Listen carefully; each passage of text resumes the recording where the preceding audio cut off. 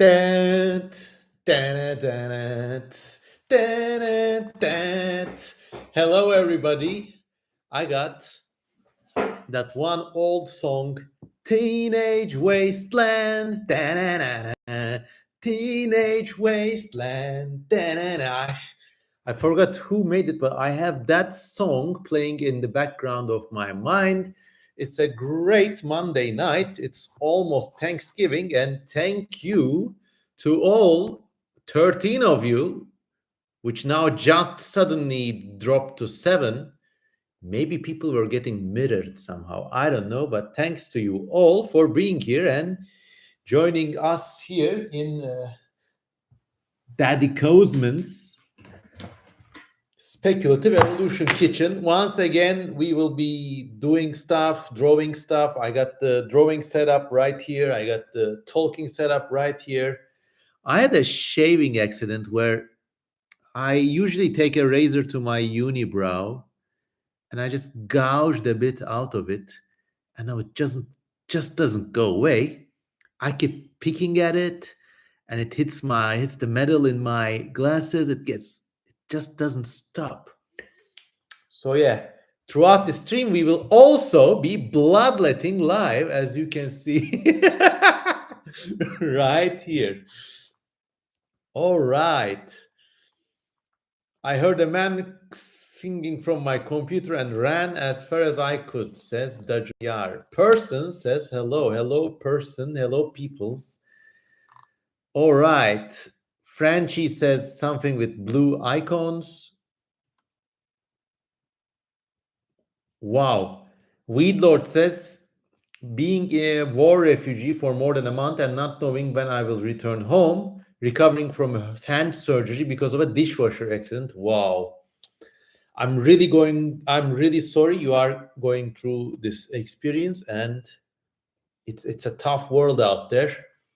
One of the reasons this stream exists is, well, basically to alleviate this pain for you all.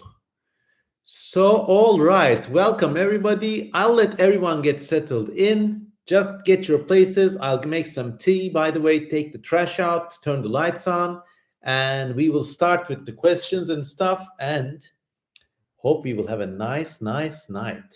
Be right back.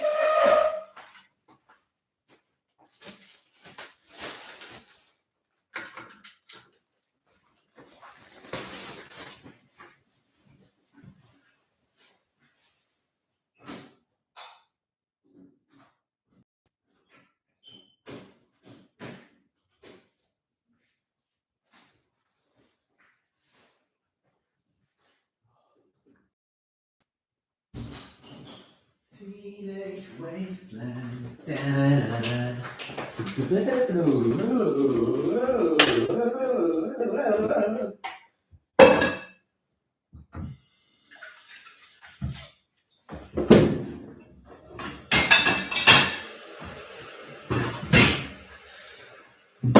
I swear, if this ever takes off and I have like thousands or tens of thousands of viewers, I'll really legit construct a kitchen set in the background where I'll be able to cook and eat and draw and talk to people. I think there's something inherently relaxing and nice about a kitchen setup. Green screen when? Hot tub stream. Whoa.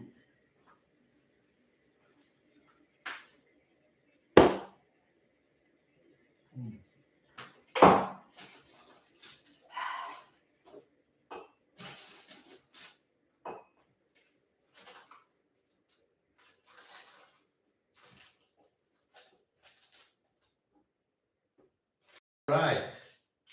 Hang in there, people. Well, I just sort out this tea business. And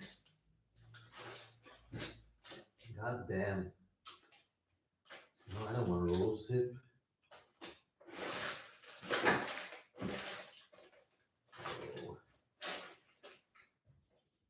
I'll just have Linden tea then. Oh, come on. Huh.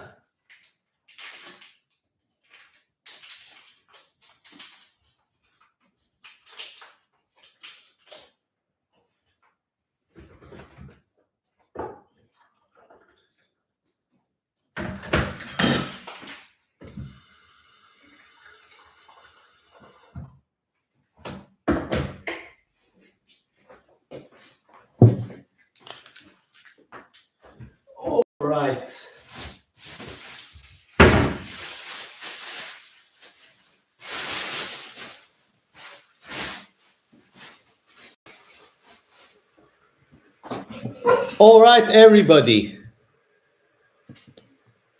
Green screen when you should act out the Blue Crystal Lagoon story. Ooh, that story, which you can also listen to in my YouTube channel. It's basically a weird time travel story where a lot of weird stuff happens, and I just recorded that literally with a handheld mic while on traffic one day. And of course, I had the ideas in my head for some time, but it was just like a nice, fantastic story for everyone to enjoy. T, yes.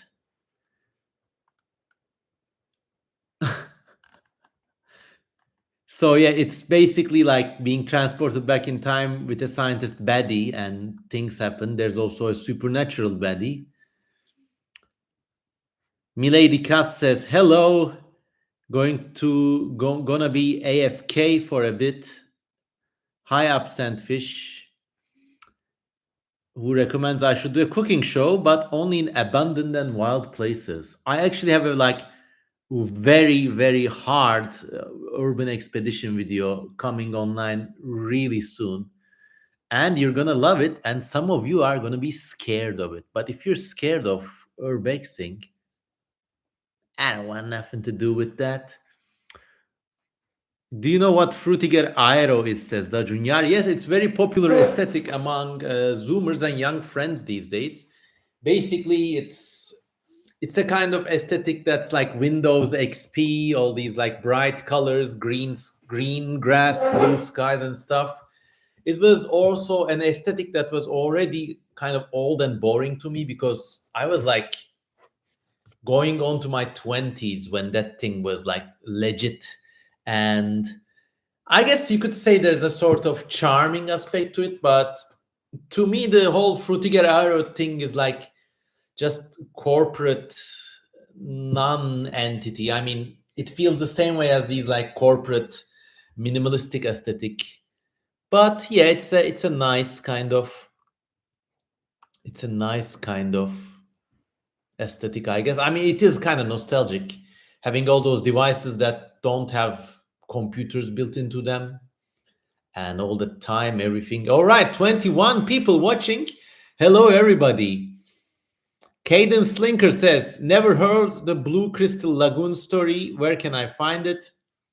Just go to my channel and, well, just search for, it's not called the Blue Crystal Lagoon, it's called the Blue Crystal Gümbeyün Carboniferous Hotel. Just say Carboniferous Hotel and you will find it. But it's a long listen, so maybe enjoy it during a drive or something. Popular says, I love your supernatural baddies.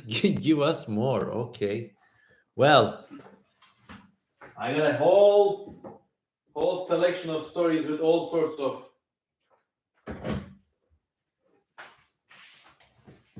baddies, weird creatures, and just rascals and brats in my head. Follow this channel, subscribe, and donate to me on Patreon to see more. Mr. Kozeman says, Joseph, I am thankful for my friends, my family, especially my mom, and Hangout group, and also Speculative Evolution. Man, this is so charming. I am obviously, I would not rank as high as your family and mother, but thank you for valuing me so much. C Cyborg says, I listened to the Blue Crystal Carboniferous story at my job break, and it really helped me go by. Thank you. I might record another story like that. I don't plan these things, as you know. I just do stuff. So yeah.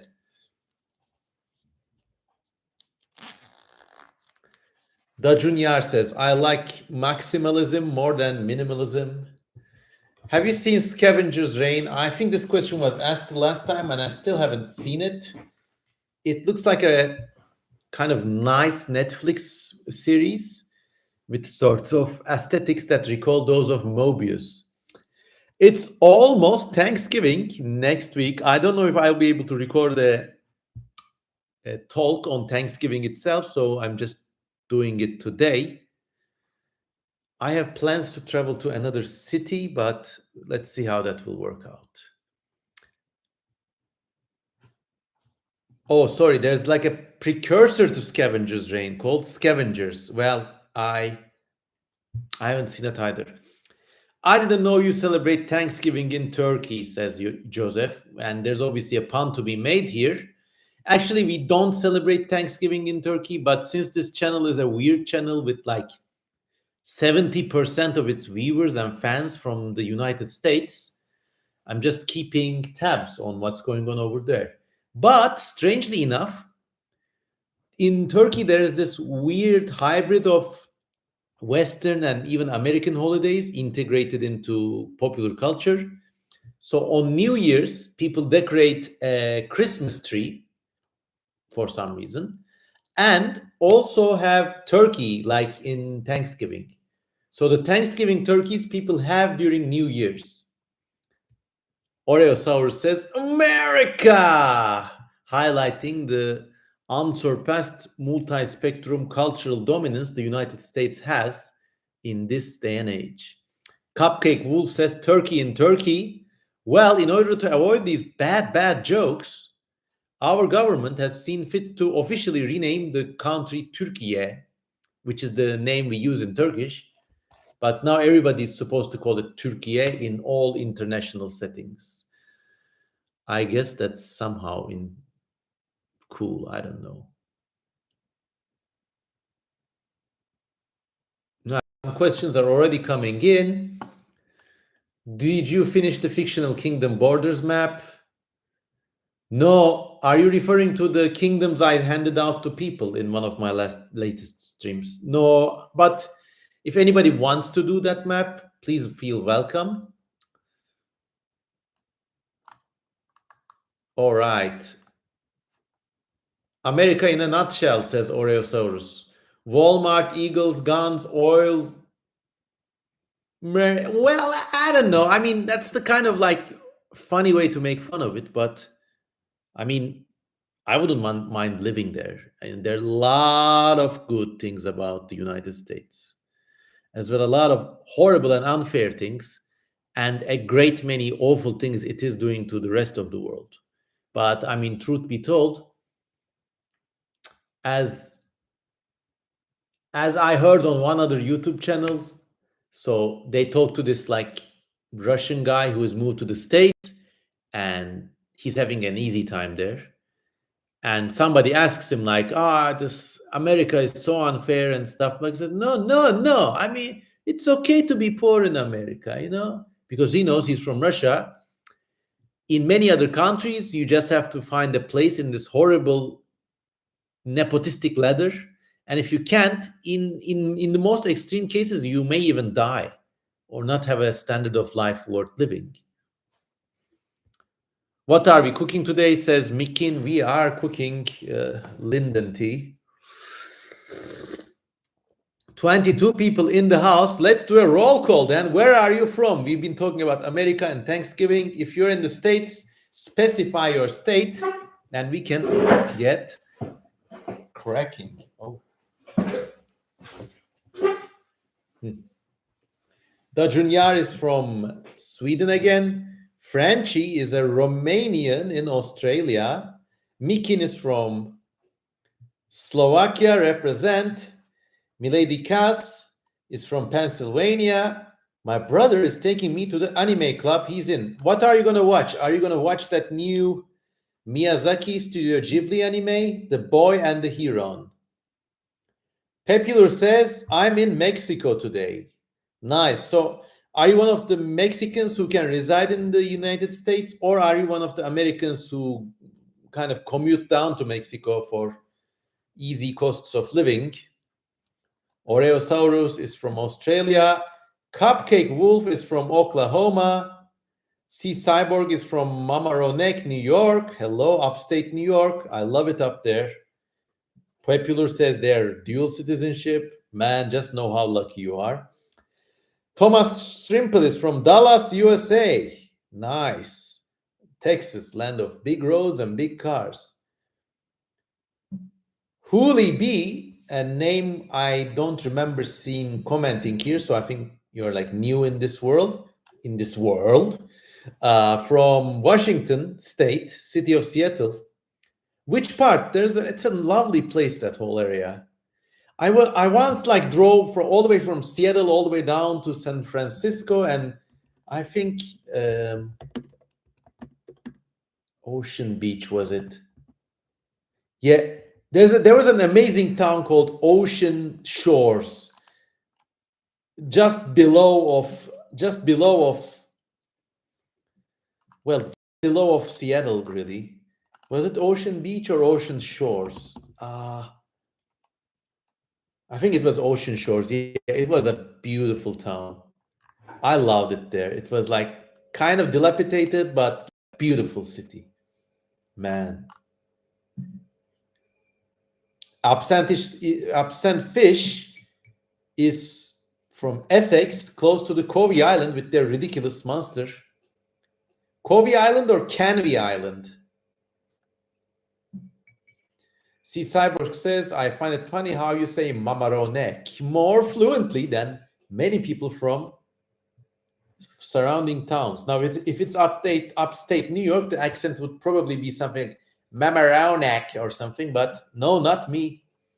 I have my strange, angular, musical, pseudo Sephardic accent that I built from the ground up myself just by reading. Gio San is living in California, but originally from El Salvador. My best regards to all your country people. Hope they can also make it up there and find a nice life in the United States. Aristonicus, nice name, is from Izmir. I wonder if you're one of my friends from the Arke or Aziz Nesin or the Nishanian Mathematics or Theater Village. I know a lot of... So there's a place in Turkey's Izmir province where a lot of intellectual, eccentric young people live, and they band together and they have these like organizations. Are you from there? I don't know, but Izmir is a nice city. So imagine this kind of like ghost haunted Greek city surrounded by a more progressive, modernist, turn of the century Turkish city. And it kind of has this feeling that nothing changes there, even though it does. It's a nice place. I also have an Izmir urbexing adventure to edit, but these edits take time. Hooli B lives in West Seattle. Okay, so inland from there. Unfortunately, I haven't been able to go there. My hair is growing so long. Now let me do a poll. Should I cut this hair or not? Just let me know in the comments.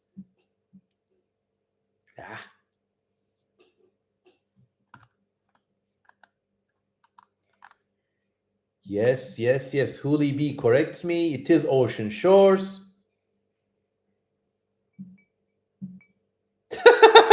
Dajunyar saw a TikTok where a guy was in a dark room.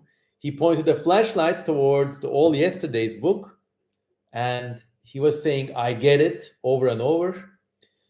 Well, I mean, I don't use a smartphone, but I have looked at TikTok on several occasions. I even have a placeholder account there.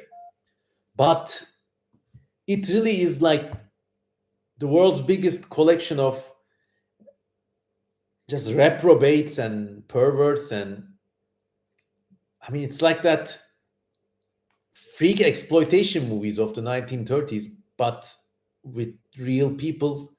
I don't get the deal with that platform at all. So yeah.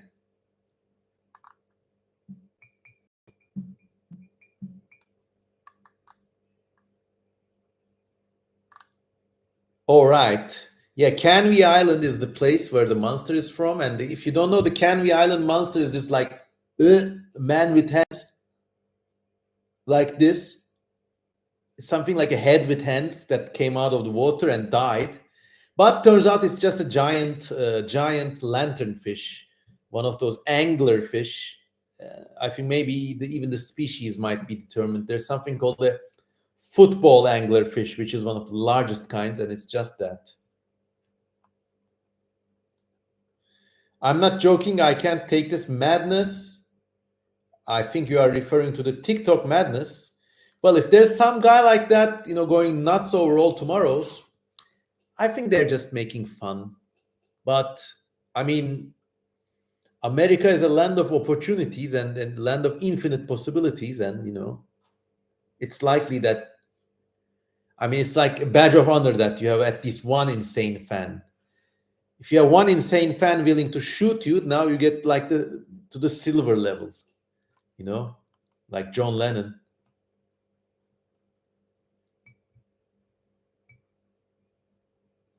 All right, opinions on the hair. Keith C Cyborg says mohawk. Hooli B says cut my hair. Franchi says it's gorgeous. Franchi also asks, will you take interest in streaming video games? Not really. I mean, I like these games where you build things, cities and stuff, but I kind of quit video gaming in the early 2000s. I'd rather have a streaming setup where, like, basically my paper is shown and I just draw. And why don't I draw you the Canvey Island monster now, actually? So it was like something like this, basically, you know? It looked like those 1990s latex toys with like weird, they look like weird faces, basically. But this is basically my impression of the Canvey Island monster. Just look at it. Also note when I'm drawing that in life there are no lines but only fields. So when you're actually working with a pen, you're actually determining fields. So you don't have to draw every teeth individually. You can do a sort of shading and the rest will come naturally. And it took me nearly 30 years to figure this out. But once you do, really, you break a big barrier and you really have a breakthrough. So this is like my weird idea of the Canvey Island monster. You see, you don't even have to draw the fingers individually. You just highlight the dark areas where the finger roots should be, and the illusion completes itself. Now, of course, when you're doing a like real drawing, you might want to close the lines and kind of be more specific and detailed about your drawing. But when you're drawing at a rapid pace, God, I like this so much. So, like my memory impression of the Canvey Island hand-bearing anglerfish monster. There you go.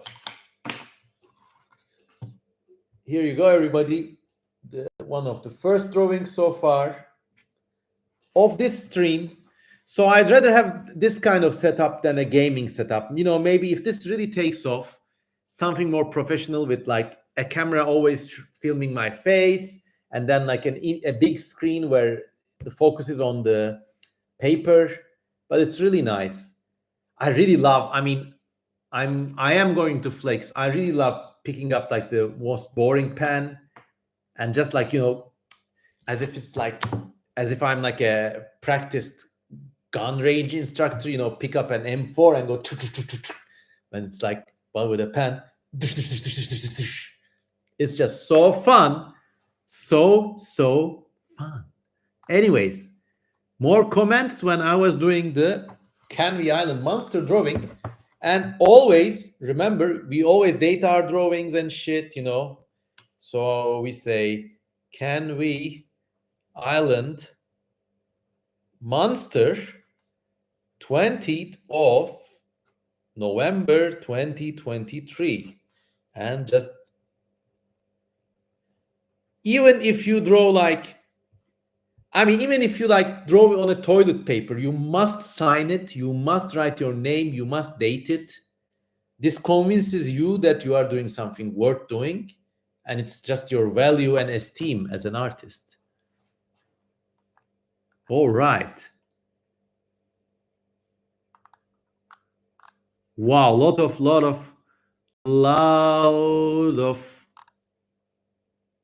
of new comments. Okay, wait.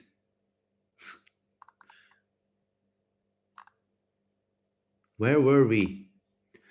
Okay, some people are doing vibrating heart and spider emojis, maybe due to the effortless way I've been drawing that monster. Canvey Island is very weird, says Proxy. Hello, by the way, long time friend. I met also them real life. C Cyborg says Tetris is the best video game. Absent Fish gives the ID of the Canvey Island monster. Lophius Budegassa. C Cyborg says, do you like to bake? No, but I like cooking. Baking is an exact science, but when I cook, I kind of like to wing everything. I just hit up on the winning formula instantly. You just take one of these sweet potato yams kind of things, and then you take some chicken and freeze it with pepper and salt and shit. So when it's time to cook, you just chop this bitch up, put it there, cook it, bam. The yam has this delicious sweet juice that mixes with the chicken grease and everything, and it's just very, very nice. You can also maybe chop a whole onion in there, and that really also adds to it too. It's like the cheapest and one of the most healthy foods you can do. Nothing Mammalian says moist. From the way I've been drawing, maybe, I don't know. Not a dry seed in the audience. It would be really cool to see you play Spore, says Cauliflower. Yeah, I don't know. Games always feel too formulaic to me. I mean, you kind of know like where you're gonna go, what you're gonna do.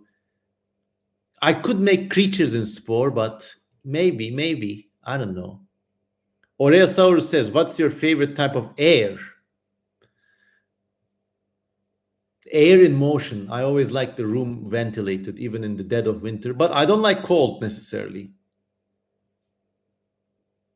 Conan says, ooh, with a little hot-looking anime avatar.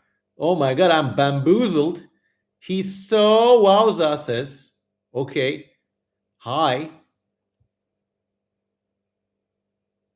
Coffee Creamer says, I love Kozman. I love you too. 38 people. We're really pulling records. Have you been inviting everybody you know on your streams and stuff? Get some buddies in here now. And please also consider donating, you know? I mean, these tangerines and that chicken and shit, they don't grow on trees. Well, tangerines do, but people still charge me money to get them. So, oh my God, he's so handsome, heart. He's mine, back off, says Coffee Creamer. What a gentleman, says Cauliflower. Okay. Oh, you're fighting over the Canvey Island monster, not over me. Wow. Whew. All right. Will it win America's Got Talent? I hope it does. Oreosaurus asks me, favorite bird, flightless bird, both extant or extinct. If you're talking about living birds, it has to be the cassowary. If you're talking about extinct birds, maybe one of those little flightless songbirds, including the Stephen's Island wren. So it's really going to sound weird, but on many islands, there were like little songbirds like wrens or sparrows that just couldn't fly. They just ran around everywhere. And almost all of them got extinct.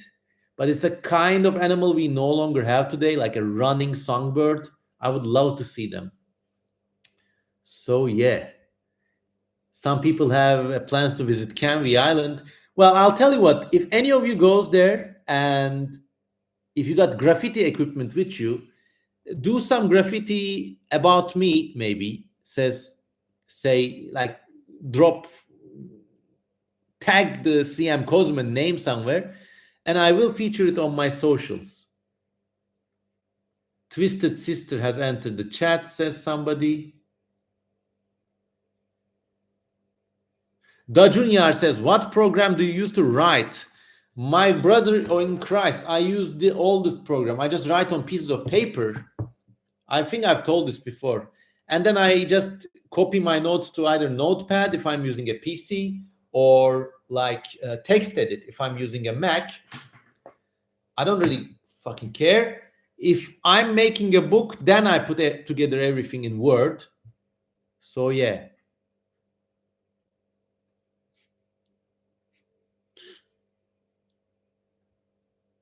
The drawings I get from a coffee donation make my weeks. James Yun, another name I hadn't seen here before. So hello, says Cosman, my goat. Hello, hello.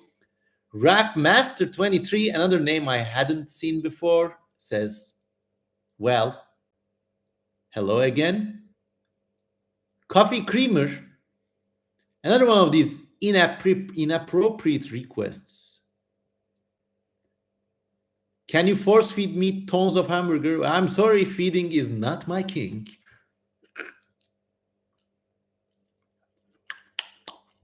Happy Thanksgiving, says Jamir. Happy Thanksgiving. Happy upcoming Thanksgiving to all my American friends. Hope you have a nice time with your families. Least amount of family drama possible. And I hope you all have a good time. Yeah.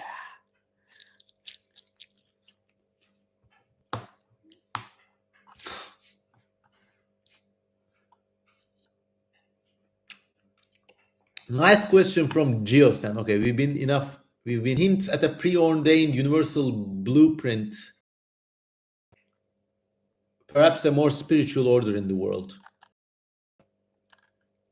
Well, I kind of suspect that there might be, but this is just a personal hunch, some like subtle things underlying lived existence, but I don't think it's from convergent evolution. Convergent evolution it seems to be a very physical phenomenon, like you have to be fish shaped to swim fast, so I don't think there's anything spiritual about it. If you want to push a spiritual angle into it, I think it's the spirits molding themselves to the rules of the real. So yeah. Stream was lagging, but now it's back. We're 42 people. Thank you, everybody. Gabriel says we don't do Thanksgiving where I'm from. Well, yeah, okay.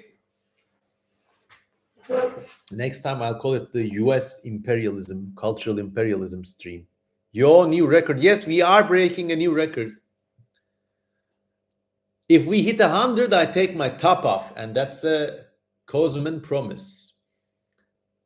I don't know. Cupcake Wolf says, what's your favorite color and favorite shape? I think my favorite shape is some sort of triangle. Although I'm a big fan of those tiling the plane problems. So basically, there's this kind of mathematical problem called tiling the plane, and it's basically covering a two-dimensional surface, okay? How do you cover this? Now, there are tiling the plane problems, like which five-cornered shapes can fit next to each other indefinitely, or like things with 8 corners and stuff. And sometimes they get really strange and like interesting. And I'm a big fan of those. So go look at tiling the plane problems, okay? I'm just writing it for you. Tiling, the plane. I'm a big fan of those ideas. And for color, I'm a big fan of this tangerine yellow. I use it on my website. It's like unique personal color. Can we get down to 100, please? I told you, if we hit 100, top comes off. There's nothing dirty about it.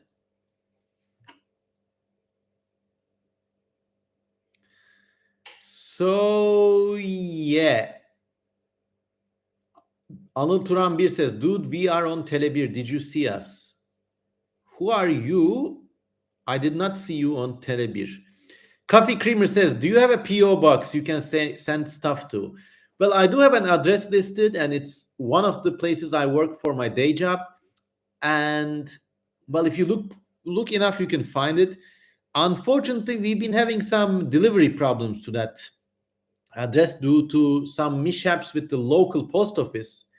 So sometimes deliveries have bounced back, and it's happened a few times, and I feel awful about this.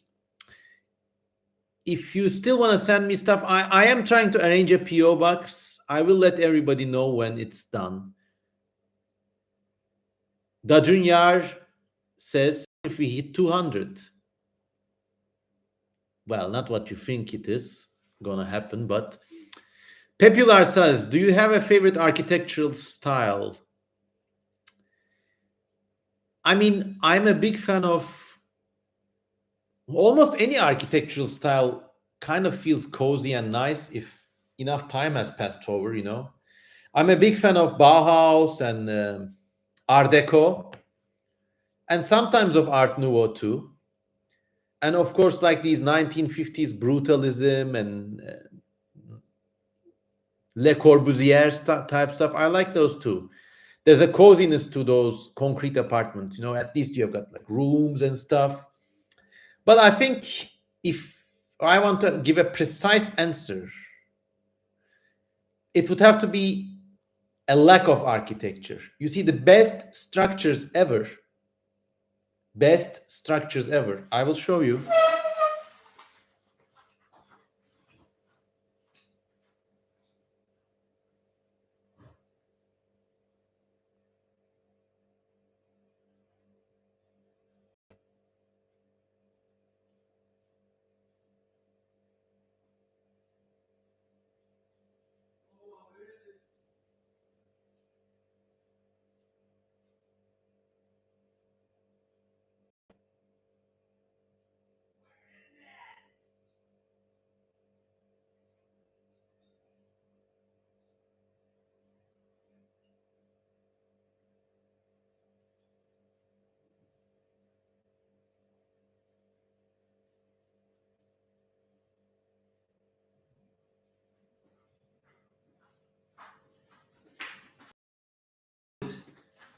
So there's this amazing architecture gonna blow your minds.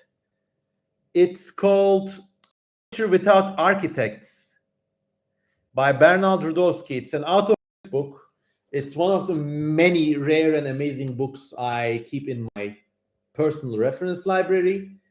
Basically, this book shows all the cool places in the world where people build amazing stuff without needing for architects or city planners or zoning and shit.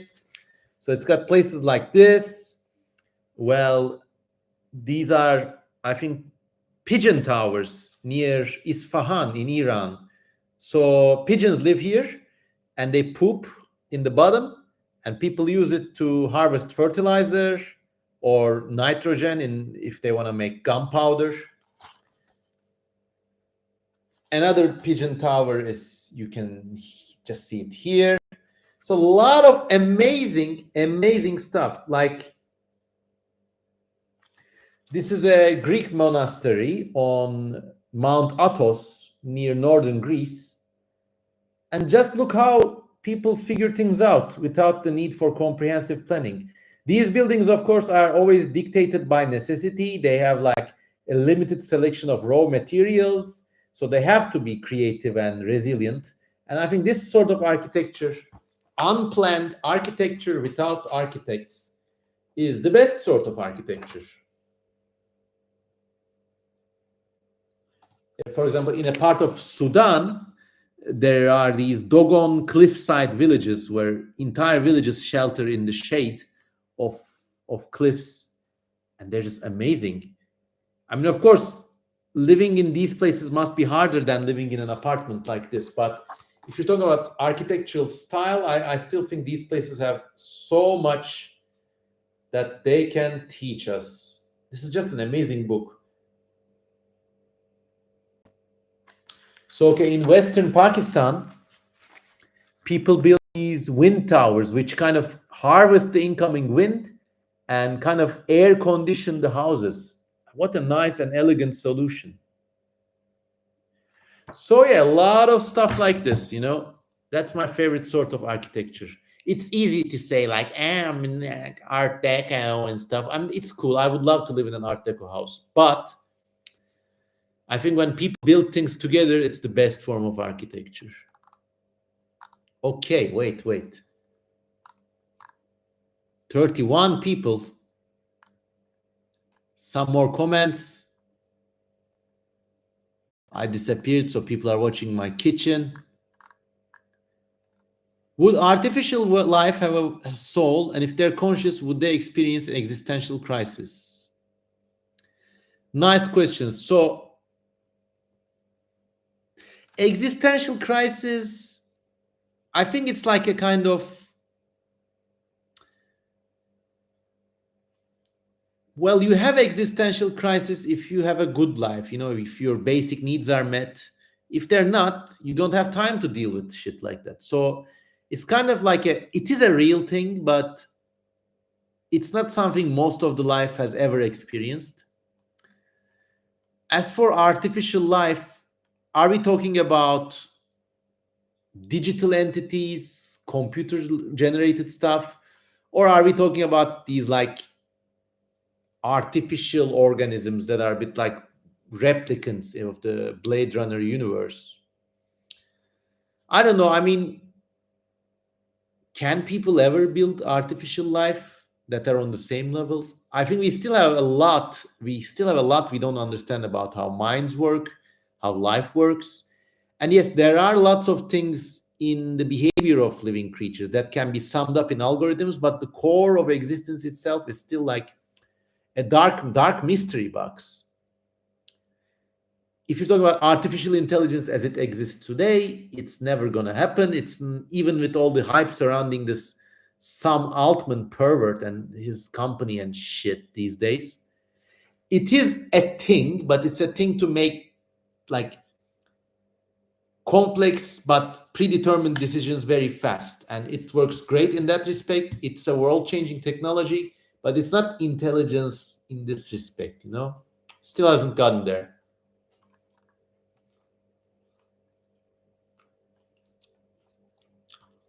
Oreosaurus says, where is the mind?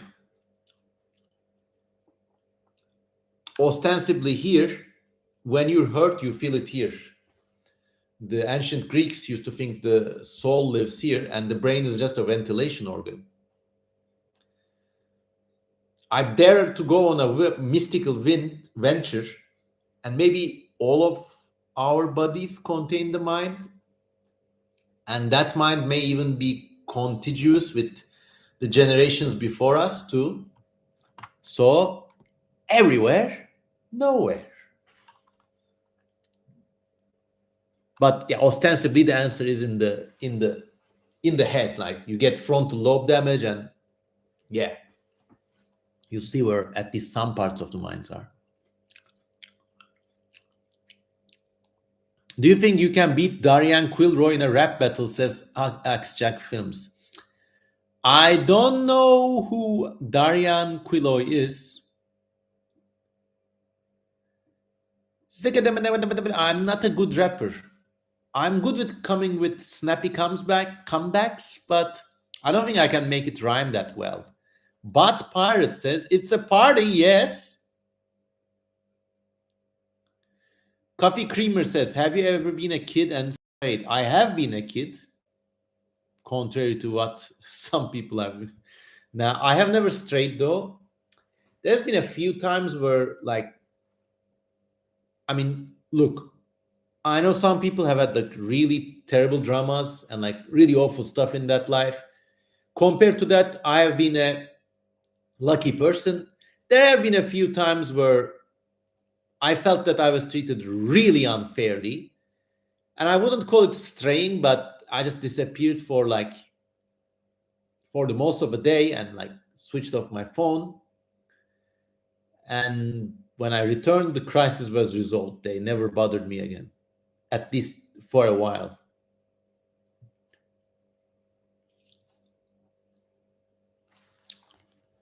Death by Proxy says, I'm really fascinated by the concept of AI. Right now, it feels like the same level as an animal. I don't think so. Find an ant, give it a drop of sugar water, observe how it moves.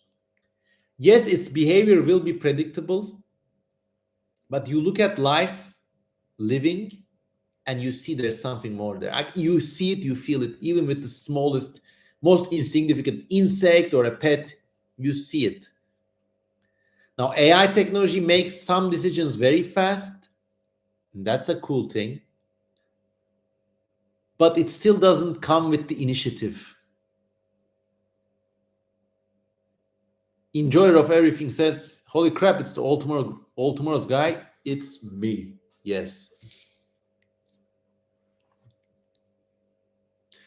Idle Speculation asks, thoughts on AI image generation. What do you say are acceptable uses? How would that change if it was more ethically sourced? I personally draw the line at making money off it. Actually, that's very close to my philosophy too. It might be surprising, but as early as 2014, I have been dabbling with AI art. If you go to my website, cmkozman.com, and just scroll to the articles section, there's actually a press release I did together with an AI researcher about, well, basically, we took my surreal paintings and put them through the Google Deep Minds neural network. And my surreal paintings are like shapes or silhouettes. So the neural network gave them like masses of strange eyes. And it was extremely cool. Extremely cool. And I've been dabbling with this, but like the latest AI things where it's just garbage. But then again, I have one friend who really like, his name is Thomas Duffy. He's a very, very talented artist too. Like he's a really talented offline artist too. And he makes these amazing things with these AI programs, but him so this is a new category. Like there's art that you create with your hands. Okay. I think in that respect, AI art is something like your tweets. Like it's still a digital artifact generated by you. In my opinion, it's still not at the same level as art, even though it is kind of like, it does show some art like features. So somebody's archive of AI generated artworks could be like their archive of tweets, and that's cool. But yeah, I would never make money from it. And I have them on my website, but I still would not call them my artworks. But they're also things that I have made, so I don't know what to make of them. Not even sketches. I think like even my simplest sketch is worth more than all of my AI creations combined. All right, lots of comments. Well, we still are not going to make it to 100. I'm sorry.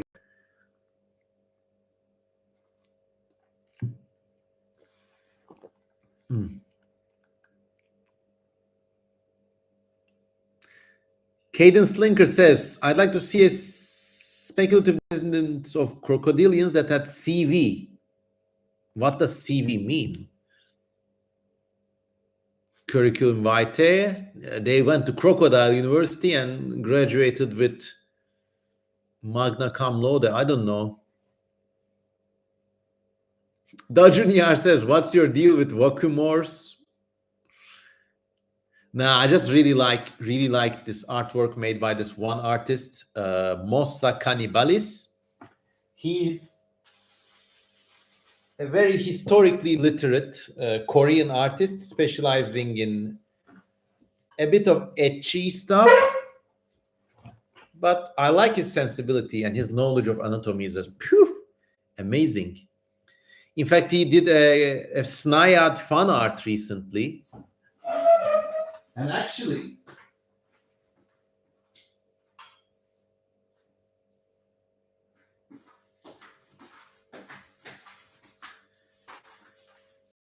so he created this fan art from Sad, my up and coming book about life on an alien planet. And he even drew it with a colonist. And it's just wonderful. And this is like one of my most, this is one of the things that make me the happiest, like one of the fan artworks that make me the happiest. So it says here, Mosa Cannibal fan art for Snaya Thalassian Monoanti Cheran creature. And I just had this printed and now it's framed on my wall. So there. Go to my Patreon to see more sneak reviews from sneak revelations from Snayad. And also please follow Mossa Cannibalis on Twitter and beyond. He is like the soju to my raku. In fact, I got something like raku here. You wanna spice these things up?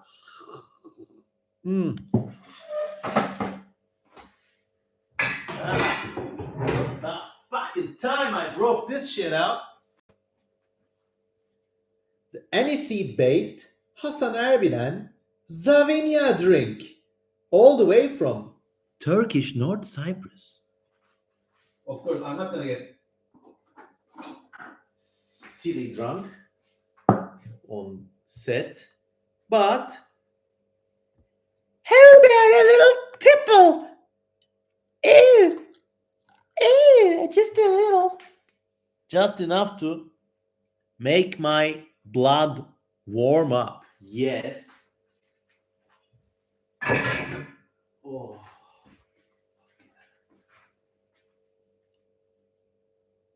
Ew.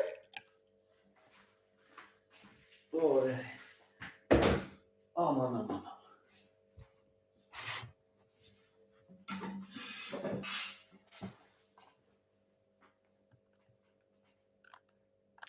All right.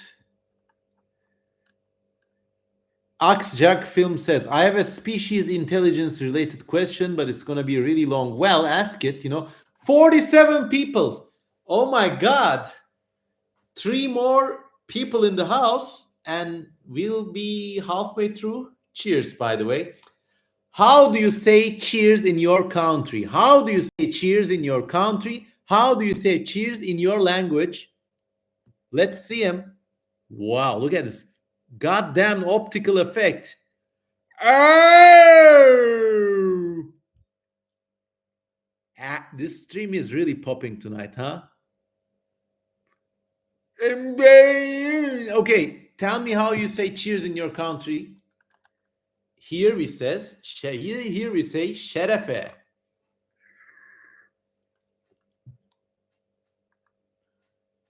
All right, Prost, says Josh Ninken. Şerefe, my friend.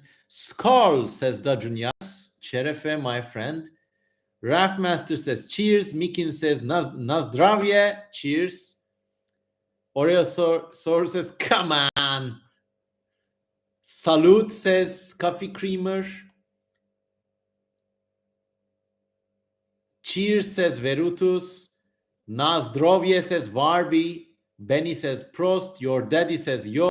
Matias Garay says salute. 50 people. Gabriel says salud or Tintin.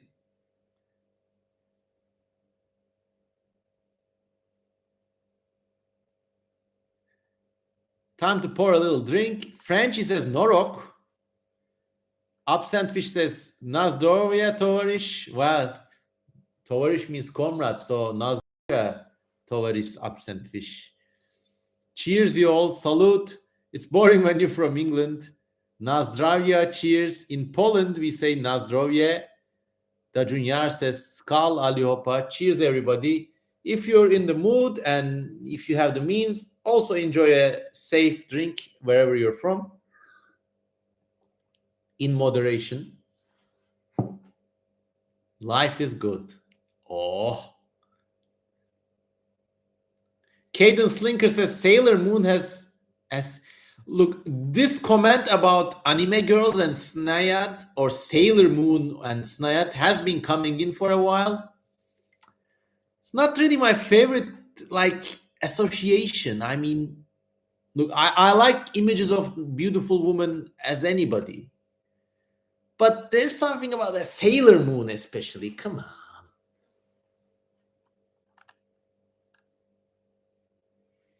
As an adult, do you give me permission to drink some alcohol? I permit you. All right.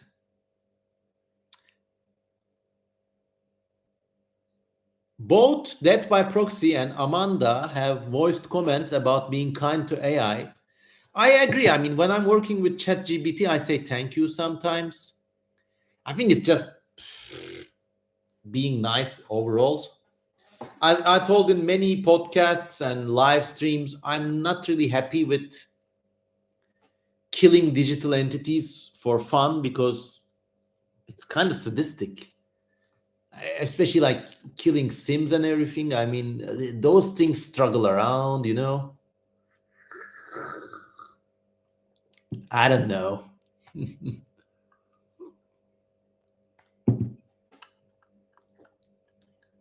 Warby says hello, hello, hello. Colleen D says slanty. Maybe it's an expression for cheers. All right, some good questions dropping in.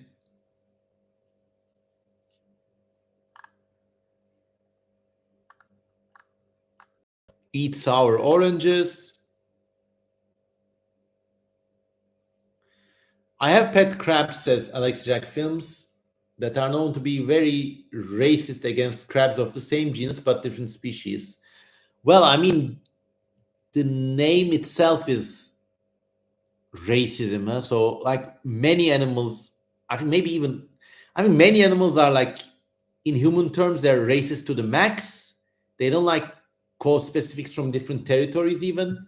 This is something that's hardwired into human evolution, and I think the measure of civilization is to override this thing, you know, at least if we are to like do something about it.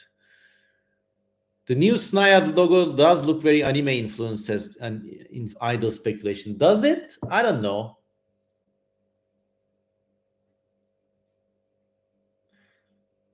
What are your thoughts on Sailor Moon? I have never watched it. It just looks interesting. I mean, all I know is like it's kind of become like a pop culture reference to like, it is like the OG cosplay outfit, huh? Like when many people think cosplay, when many normie people think cosplay, they think something that looks like Sailor Moon, whether they watched it or not.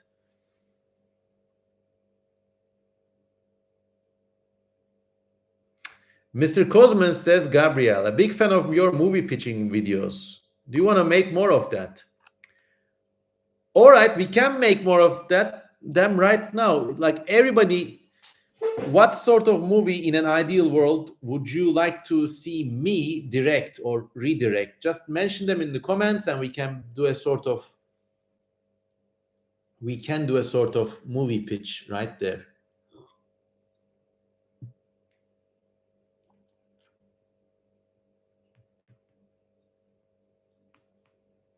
Dune, War of the Worlds, yeah, The Thing. Oh, Siam Cosmans,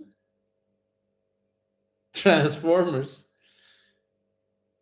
Coffee Creamers, a slice of life video when, okay, some people are married and have 2.5 kids.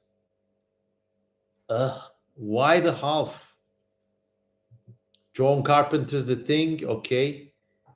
Alien Nibiru, Sailor Moon, Star Wars, The Cosmos.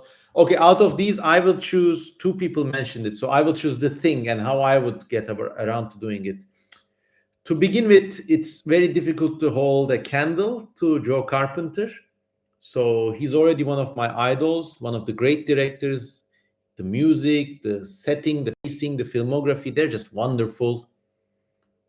So The Thing, I don't know if I could add anything to it. Maybe more body horror, maybe more body horror scenes, and maybe like, so just as when the strange things are starting to happen on the base, but nobody has a real idea what's causing them, there could be a scene where one of the characters is trying to sleep in the night and the thing enters their room, but it manifests as like a weird succubus creature, like a weird kind of dream girl creature, but it's obvious that like this is not human. And like the character says, "What are you?" And the thing says something like, "In darkness all worlds are ours," or something like that, like says something prophetic. And then maybe we cut to the morning when the character is just found dead in his bed. So there's that, you know. I Other than that, I wouldn't improve much. The thing takes Manhattan. Cosman directing a chick flick would be insane. Yeah, actually, you know, I have got this whole other sensibility where I would like to make a movie about this like three or four girlfriends who are like really like pieces of work, you know, like really damaged, like, and not in a good way either, like really kind of like barely held together personalities working in a shopping mall. And like one of them works at the GameStop, another works at the pet shop, another works at the fancy cafe, another works at the bookshop or whatever. They meet together at the food court and talk about life and shit, and like kind of get jealous of each other and like talk behind each other's backs. Like I have that kind of a scenario with like four, let's say, beautifully self-destructive, like toxic women, and I would love to make a whole series about their slice of life adventures.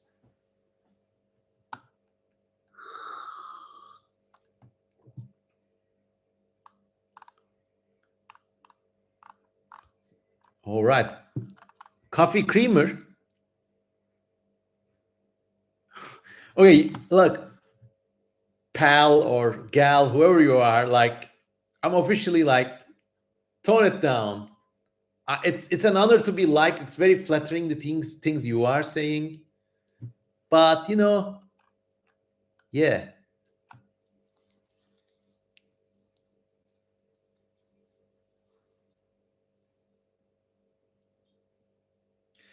Da Junior says, "Would you rather make a show about Javas or Tusken Raiders from Star Wars?" That's a great question. I would probably make it about Javas. It would be like pawn shop, pawn stars, you know, they're buying and selling droids from everywhere, but there's many adventures, so it would be like that. Yeah, so they turn a profit. That would be great. So Jawa's Pawn Stars series, yeah, set on Tatooine.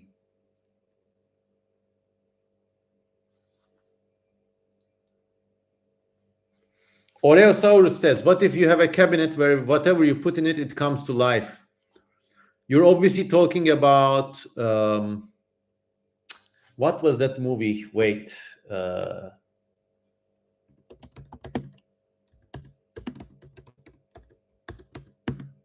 Indian in the Cupboard. Yeah, that there's a movie by that name.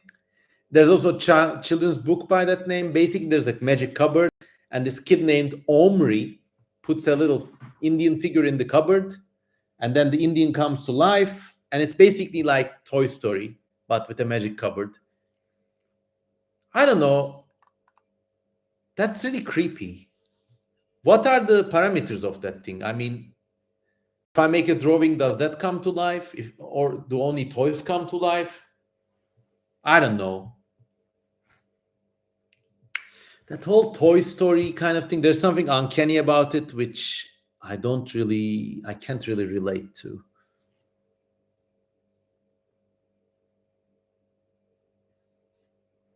Yeah, Java Pawn Stars. Yeah, I mean, imagine one episode they recover a really ancient battle war droid from some alien war or something.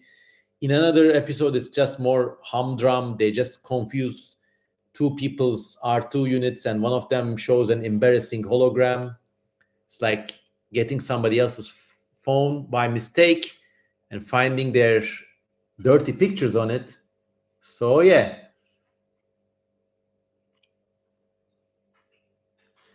People talk about silicon being a possible base for life on other planets. So, could it also be based on something like lead? Well, maybe not, because silicon has the four bonds like carbon. I think germanium has that effect too, but maybe not lead. Does lead have four bonds? Now, I'm pretty much sure it's like, let's look at the periodic table. All right. Oh, yeah, actually, lead is in the same series. So, tin, lead, germanium, and carbon do have four bonds. I think the bonds made by germanium and lead and tin and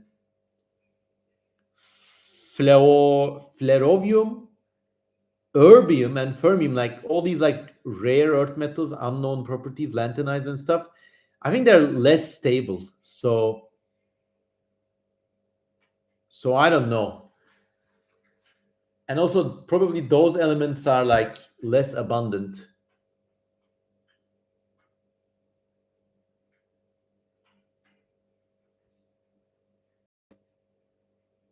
Mm-mm-mm-mm-mm.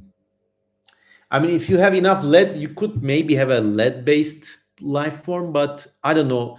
The temperatures involved with getting all those bonds broken and remade, they would also be pretty high. I don't know. You gotta ask a chemist.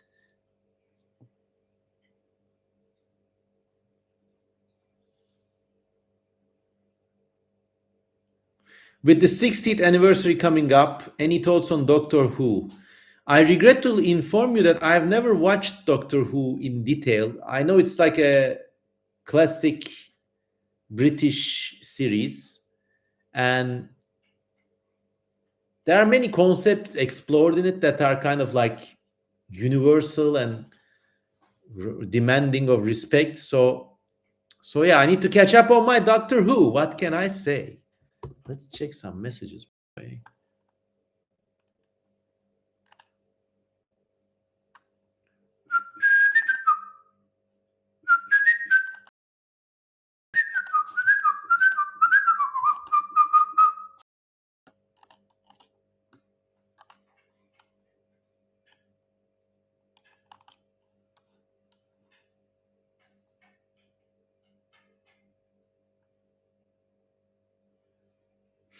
Coffee Creamer asks, do you support the idea that the Earth was seeded and life has existed since the beginning of the universe?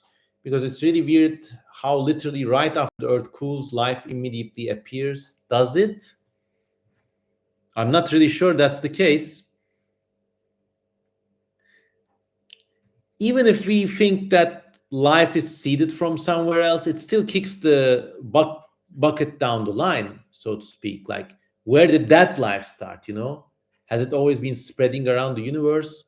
Or could it be that active sites like the Earth just can create chemical foundations for life?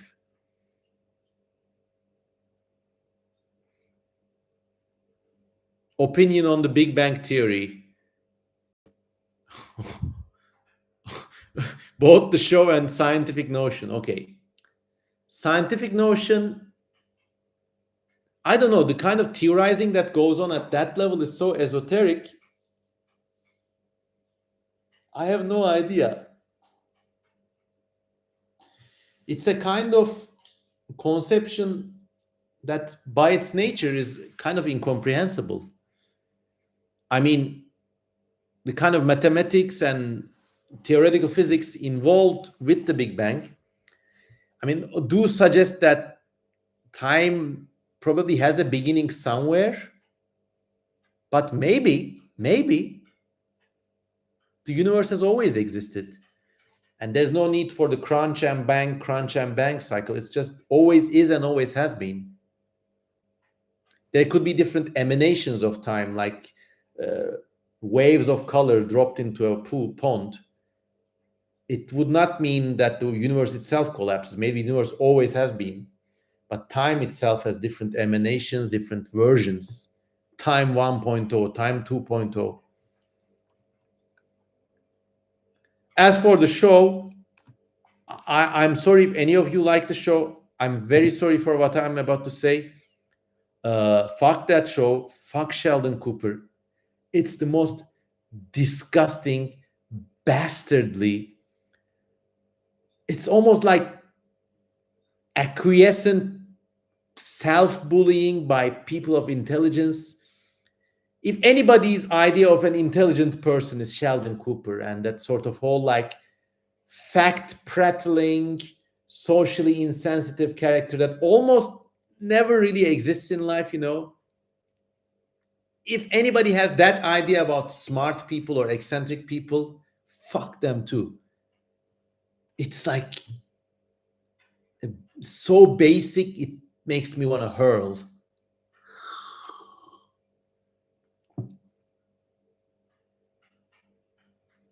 Very insightful perspective, says Frenchie. Apparently, young Sheldon is better than the Big Bang Theory. Maybe, I don't know. I mean, maybe those characters have those arcs and stuff, but like even until recently, like when I'm saying whenever I say like I'm drawing a creature or something, are you like Sheldon Cooper? Like, bir çakacaksın, bir koyacaksın yani.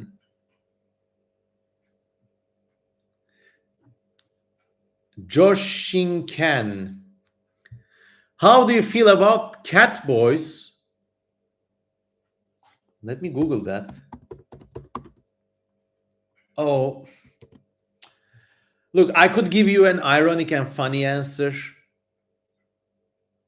or I could give you like a slightly more insightful answer. Ironic, funny answer is like, I mean, everybody likes everything, but I'll give you the serious talk now. I'm a still youngish man, okay?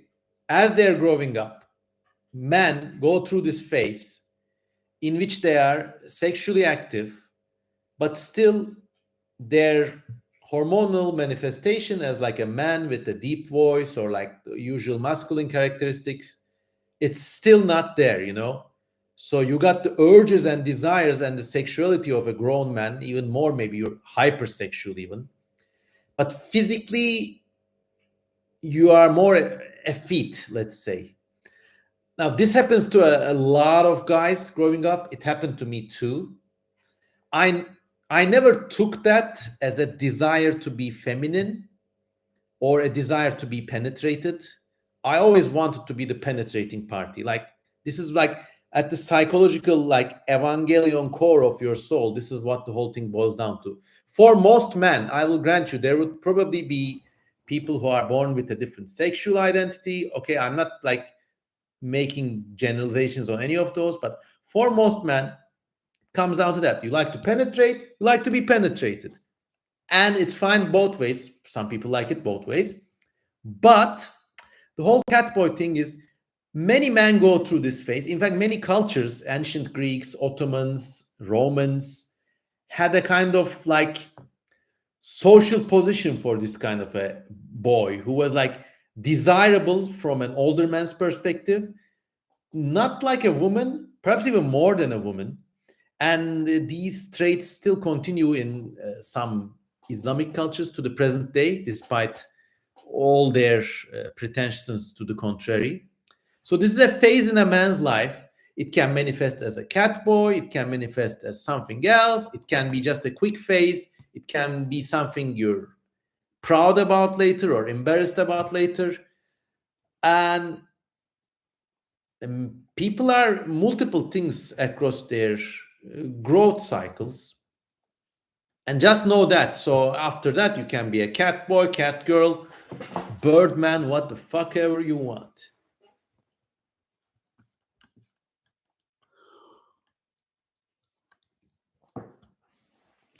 Oh, I gave a whole talk about male sexuality, but apparently Catboy is just a boy with cat ears and a tail. I don't know, it's one of those interesting characters that are now becoming popular with this new media landscape we have in social media. I like cat girls better, I think. Dajun Yar says, can you break down the biology of a cat boy? My good friend, I think I've had enough of this.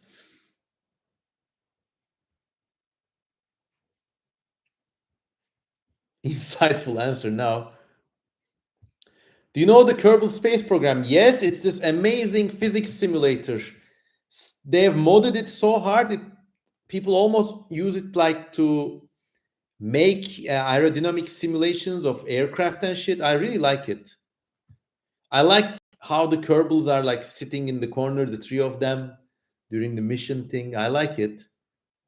I briefly played with it, I remember. Like I built one rocket and then I was bored.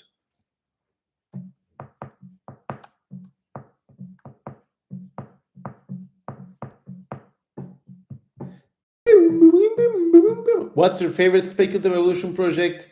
I answered this so many times. Please watch an earlier stream.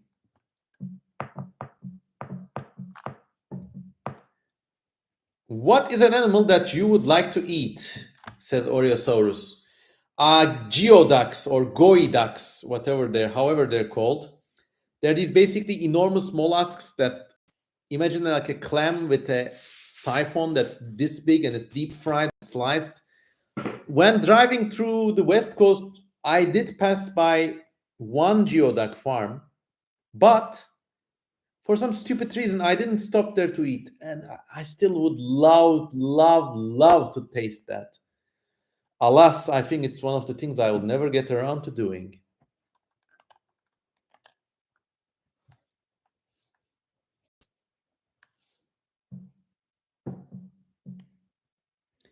Popular says, have you ever tried sea urchin? Yes, I've actually eaten it raw. I've smashed sea urchins. I'm living in Turkey, and most summers I go down to the Mediterranean coast.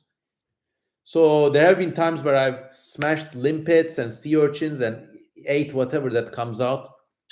Delicious stuff.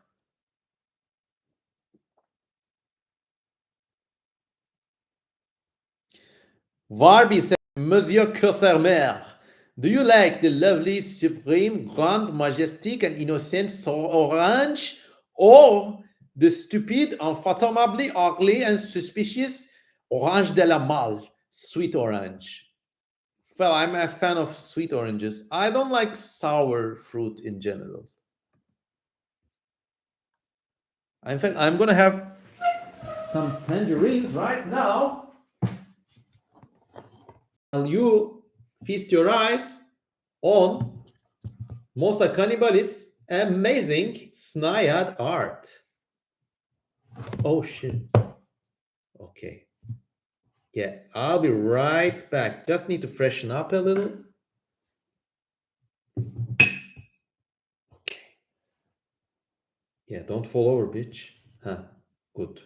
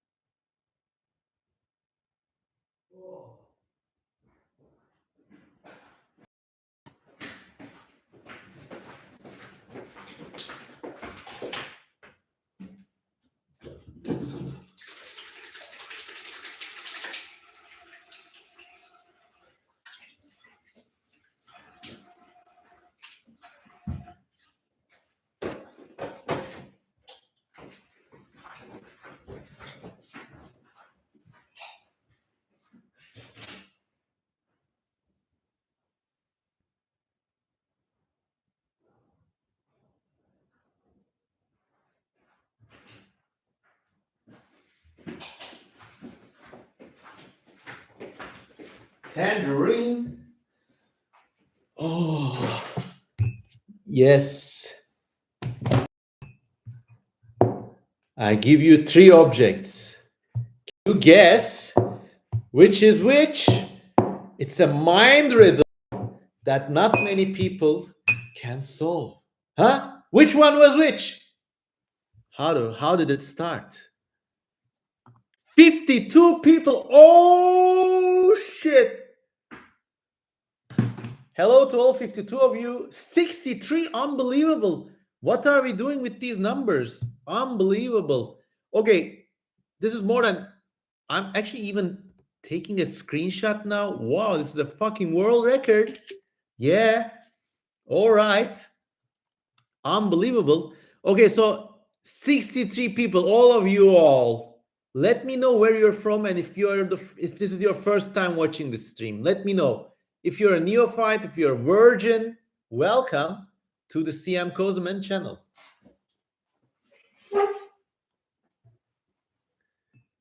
Bird says, Kozeman, what's your favorite sandwich? As long as it doesn't have coleslaw in it, I'm fine with most types of sandwiches.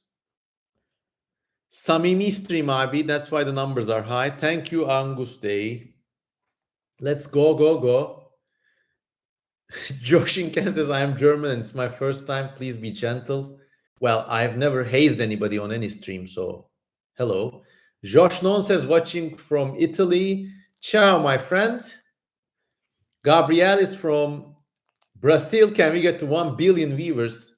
Okay, if this number ever becomes 1 billion, I will strip. Notostrakan is from Nebraska. Nice part of the UK. Nice part of the UK.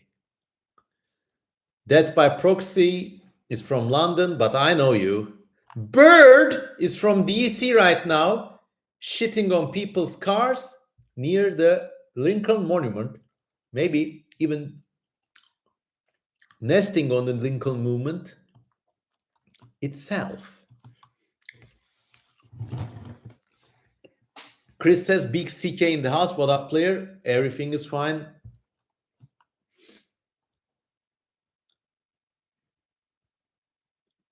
Did I say Nebraska is in the UK? I made a mistake, obviously. Slip of the tongue. This is a huge historical event in history, yes. Nicholas Fortney is a geoduck typing from Washington. It takes a slow time to type with that 1 foot you have, huh? Chut. Let's draw a geoduck, actually, from memory.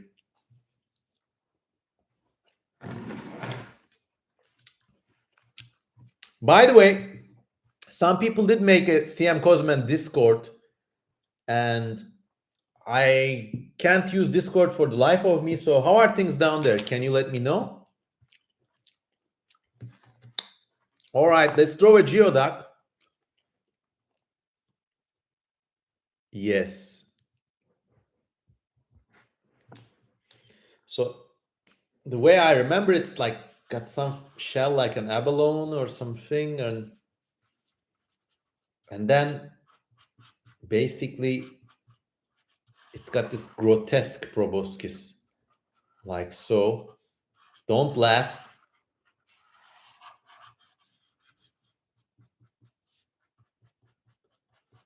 So it's basically like so.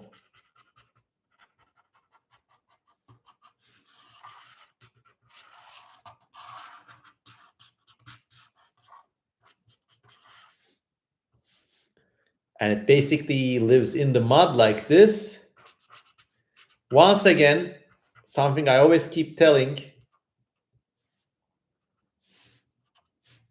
you don't need to draw lines. You can just define areas and space, and your drawing will speak for itself. So let's do some shading here. Let's do some shading here.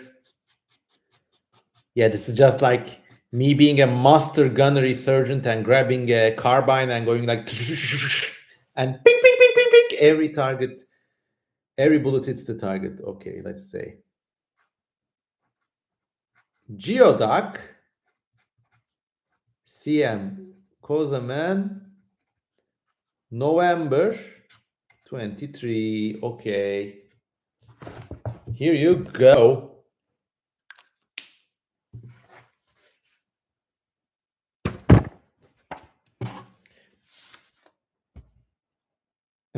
Interesting body plan for an animal. Yeah, I actually try to draw it as tamely as possible, but it really looks weird.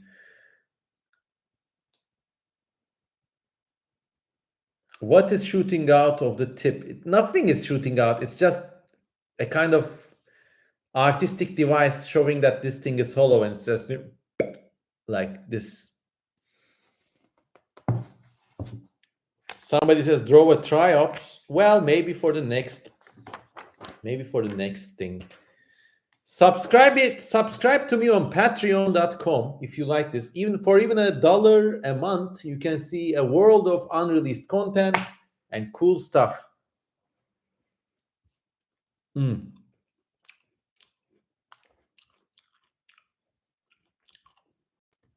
Nicholas Forney says, "Do you still want to be invited by to American colleges for talks?" Yes,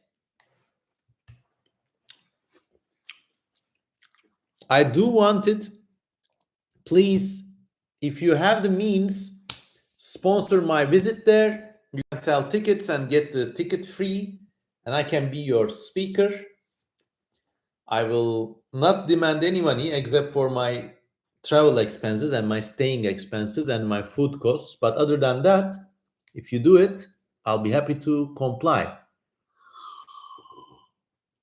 I don't have that many expenses. Like, take me to Culver's Burgers or something like, and you can host me at a Holiday Inn. I don't care. I can even crash on somebody's couch. I am a low maintenance person.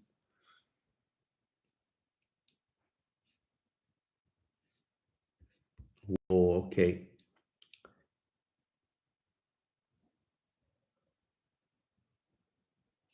Mamoronek. Or McDonald's. Yeah, I'd be fine with eating McDonald's. I mean, when I'm traveling overseas, usually I just get like ready-made noodles and live on them, you know? Ready-made noodles, some fruit. I mean, really, this need to eat 3 meals a day is a curse, and I don't really mind. Okay, wow.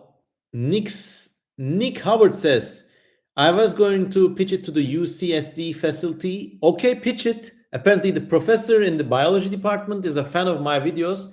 Hello, professor. Let's see, UCSD. California, San Diego. Yeah, okay. Well, talk to your prof, and then we can make it happen. Oh, I hate these cheesy effects. Answer Chris's question. What did Chris ask? Have you considered moonlighting as a hentai artist?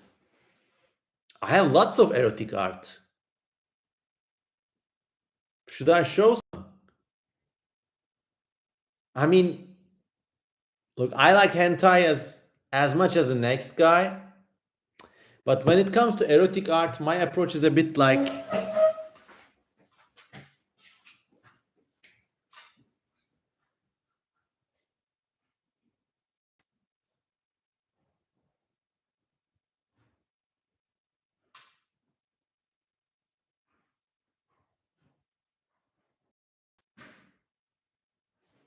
where is it? Oh shit.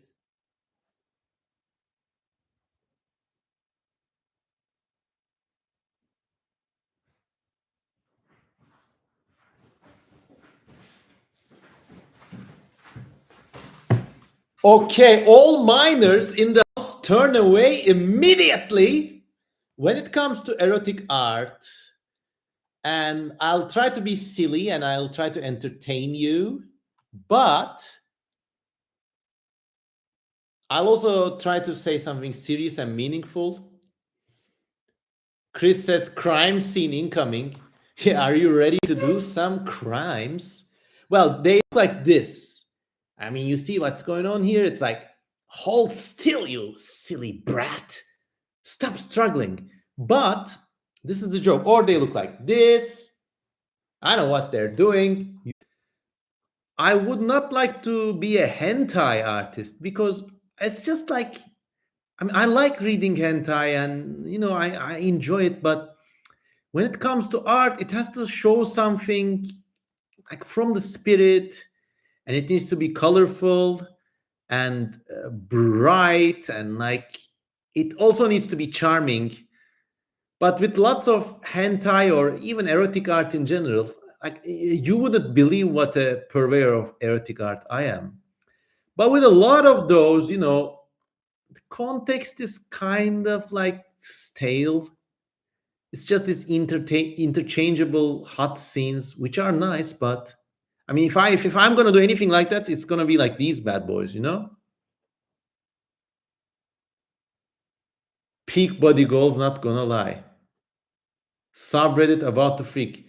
Well, did all of you perverts take screenshots? Do it now. I permit you.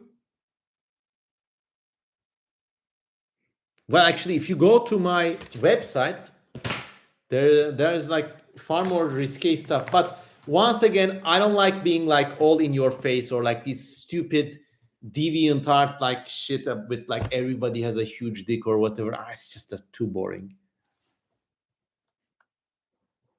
The birdie dude on the left having a blast. Like this one. I also put varnish on it so it's all bright and glossy. If you want to purchase these paintings, get in touch with me. I'll take some money off you, but you will be able to own a heritage, an heirloom. Also, like all jokes aside, like I want my art to look good on a wall, look good when framed. I mean, I have sold to international art collectors. Some of the wealthiest men in the world have acquired my paintings. So yeah, varnish. Anyways, how much, says Joshinkan?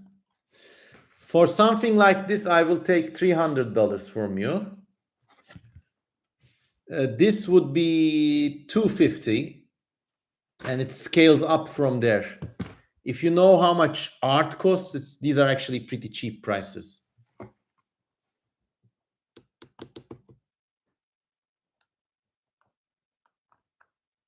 Well, if you find these tempting, just write to me on CM. I'll just write my email address here.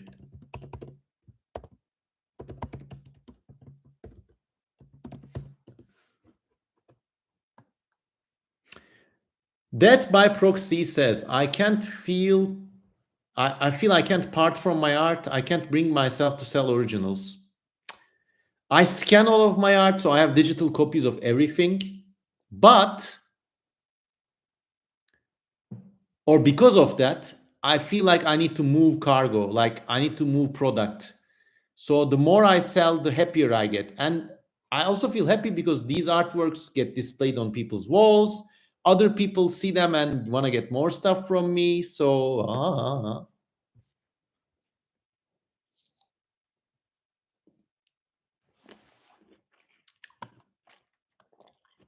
I mean, for me, make, archive, sell, sell, sell. So in that way, I'm very pragmatic and businesslike, and I keep my prices affordable. I mean, if you know anything about the international art scene, shit sells for insane prices, and none of that is going to appreciate. When you buy from me, okay, it's not cheap, but it's also like right price bracket for a birthday gift or an anniversary gift, like something meaningful. Holidays are around the corner too, huh?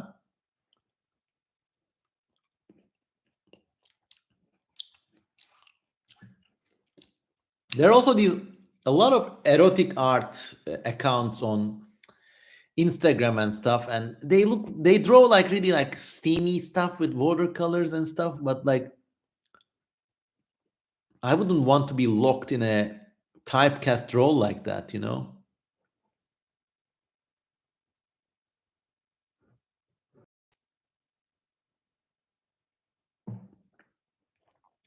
Lord Grunwalder makes a great point. When you sell art, he says it also makes a good reservoir. Something happens to your art drawings or your house, this artwork that you sold will survive. Yes. What do you think about Frank Franzetta art? It's kind of become like typecast as like van art or stoner art. Yeah, Frank Franzetta's works are like these like muscular men or like sexy women fighting dragons with a like polished airbrush style. I actually really like it. Like it's not my thing, but the artist is a genius. He's one of the great names in the history of fantastic art. So so yeah, I have a huge respect for Frank Franzetta.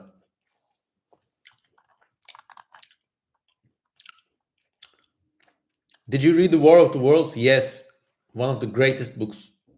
Read it today from a real like printed book. You won't be disappointed. The Steven Spielberg movie is also really nice too, by the way.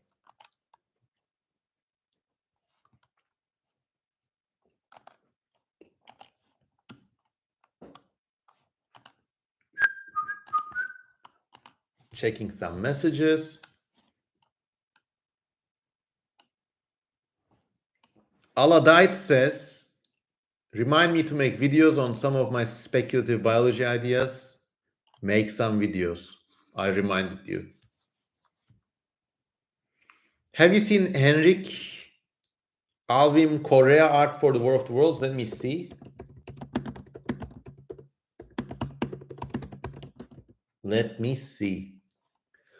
Oh, these amazing like pencil or etching stuff. Oh, I love these. Yeah, these are these almost like comic book like, but still like very subtle works. They're all like very wispy and hazy, unbelievable stuff. Thanks for showing, reminding this to me, Axe Jack Films.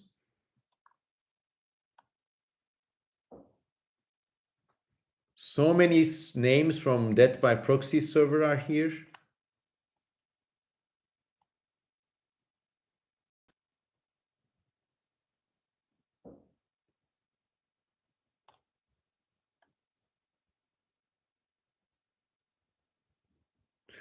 Oreosaurus says, are there still some tribal people located in empty northern parts of Canada? I don't think anymore. No, I mean that area. It's very remote, but it's next to some of the most advanced societies in the world, so they would be contacted. In the future, there might be once again, though. Low Todd Lover said something, but it was retracted.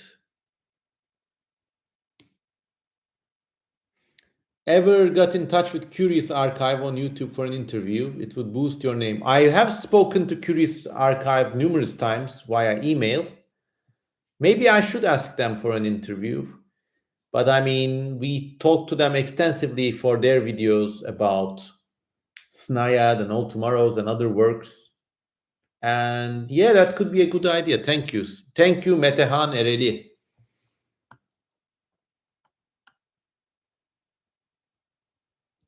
A Curious Archive guy has a great voice, and it's a really nice channel. Have you heard of the Mystery Flesh Pit Park? Yes.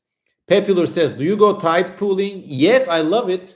Even though in my part of the world there are not huge tides, but in the Mediterranean region, sometimes you have these rocky beaches where the water is really shallow with stones, so you can flip stones in the water, and under the stones it's always full of like coral or sponges, and there are a lot of strange creatures like small octopi or weird crabs and stuff. Yeah. By the way, I also take Absentfish says, can you draw a creature with traits of a dolphin and a shrimp? Well, you can also commission artworks from me, and for only $150, I'll make really nice color drawings of your creature designs. So yeah. Thomas Strimpel says, what have been some of your favorite museums to visit? So whenever I explore a city, I try to find an archaeological museum or a museum of painting. And in almost every part of the world, these are great places to visit. I've been to like many museums. I think recently in Istanbul, I've been a big fan of the Resim Heykel Müzesi, which is the state museum for painting and sculpture. Some really nice works there. Plus, the Istanbul Archaeology Museum is like one of the most amazing museums of its kind in the world. It's like right there with the Louvre and the British Museum. I think one of my all-time favorites has to be the Natural History Museum in Paris, where they only have skeletons of all animals on display, and they're all jumbled together in a big crowd, and it's just amazing to go there. Like you could spend hours in there. Also, in my bucket list is the Mutter Museum in Philadelphia, Pennsylvania.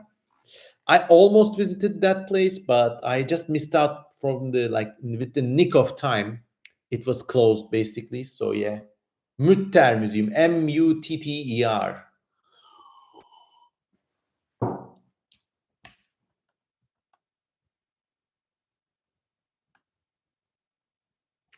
Death by Proxy recommends me the Barbican Center. Yes, I really want to go there. Yeah.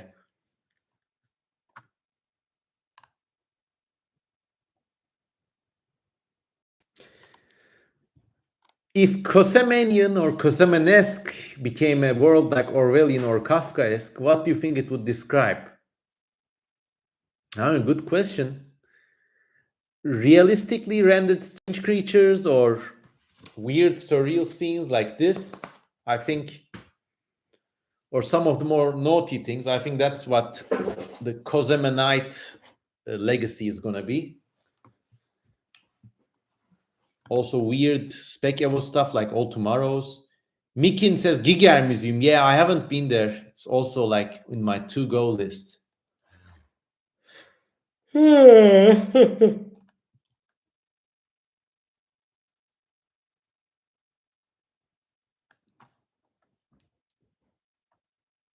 Oreosaur says, I am Lev Flashbanger. Yeah, that summer night, you cracked me up, buddy. That was fun. All tomorrow's question from Bob Newman. Normally, I don't answer these questions. Do some symbiotes have all hair in all tomorrows? Maybe. Maybe the ferals or like unmastered symbiotes do grow hair, but it's like a very disgusting and shameful characteristic for everybody concerned. Let's check some messages and shit.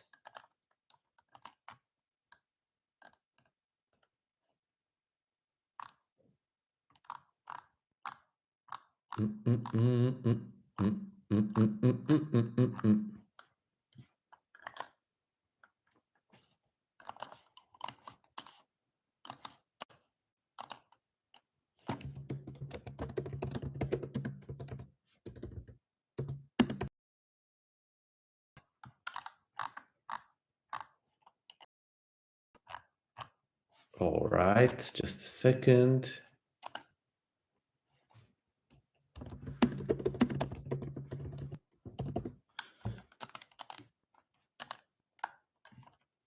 All right. Yeah, 40 people, and people are already getting tired and leaving. Well, it used to be that towards the end of the stream, there would be like 17 or 20 people, but now we're doing numbers here. Thanks to everybody. Can I ask if this is your first CM Cosman stream? How did you find the stream? Did somebody call you, or did you just saw this on Twitter or YouTube? How did you see this? So I need that kind of feedback. Give it to me now.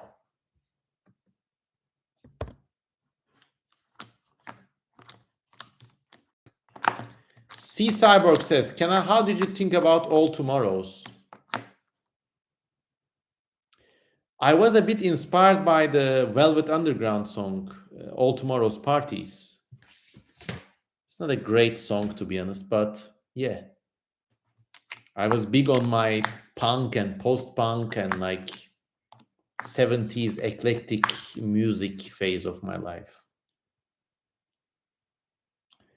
Enzyme Sigma says, hello, first time viewer. I just saw it on my homepage when I pulled up YouTube. Well, the algorithm has blessed us. Probably it's going to curse us after what we've shown so far, but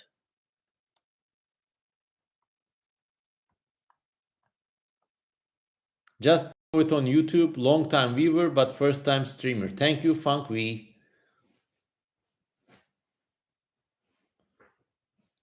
XJack Film says, after joining to me on YouTube, that by proxy invited 3 friends, Revelator, Joshinkan, and Aladite from Discord. Thank you, by the way. Thank you for really means a lot, like doing that, going out on a limb for me. Notostrakan says, somebody said you were roasting the Big Bang Theory. I had to see it. Yeah, well. Bot Pirate says, I was a lurker for a long time. I know when you're streaming through YouTube motifs, notifications, great. So that's the place these things happen.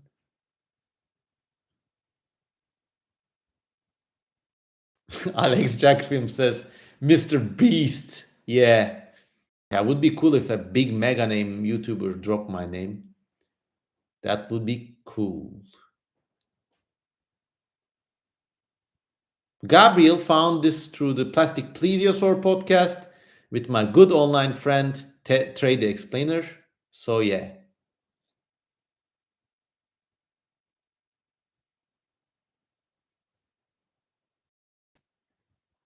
Well, some people are coming from Discord.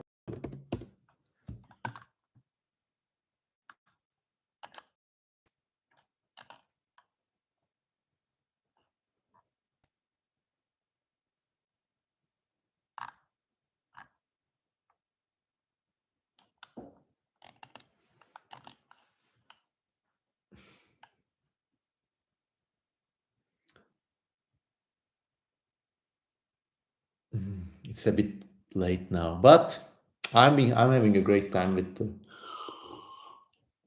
slow sips. Oh yes. If the world ended tonight, what would you do? Good question. I don't know. What would you do? What would all of you do if the world ended tonight? Let's hear the answers from you, then I'll give you my answer. What would you do if you knew that, like, in 5 hours there would be a black hole or some shit? Or like the world would blow up so fast you wouldn't feel pain. So it's just boom, lights out. Cry. Oh no. Yes, that would happen.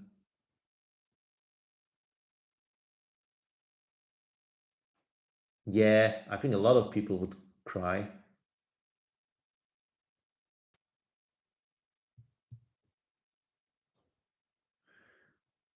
Make a video saying goodbye to everyone, then hug my family. Yeah, I mean, pretty much what I would do, to be honest. Confess your love to someone. My brother in Christ, do it now. You got one life. You don't need the world to end for this. Confess now. Come out. Let it off your chest. What's the worst that's gonna happen? Get rejected? Who cares? It hits you and it goes away. Believe me, it doesn't kill you.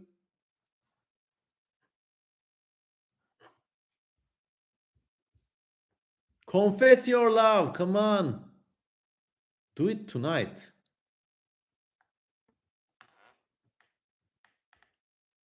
Call your family. Yes, probably me too. Commit the worst crimes against humanity. You got 5 hours. What you gonna do? Call in a nuclear strike? It's gonna be kind of irrelevant because the world's gonna end anyways. Idle speculation says another one of those concerning answers. Say all the things I've been hesitating. Do them now. I mean, you're gonna regret it. Do it now. Nobody's gonna hurt you. Sheepish prayer. Yeah, yeah. There are no atheists in the foxholes. That's right. Hit a bump of okay, okay. Well, very understandable.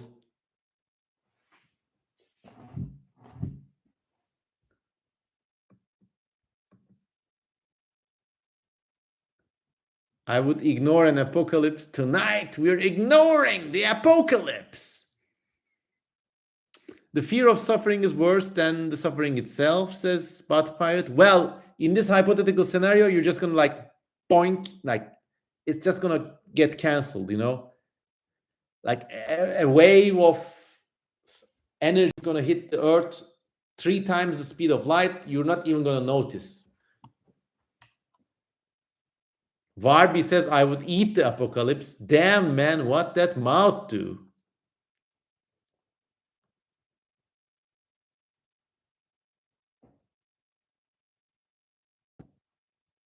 I'll just simply say no and live. Ha.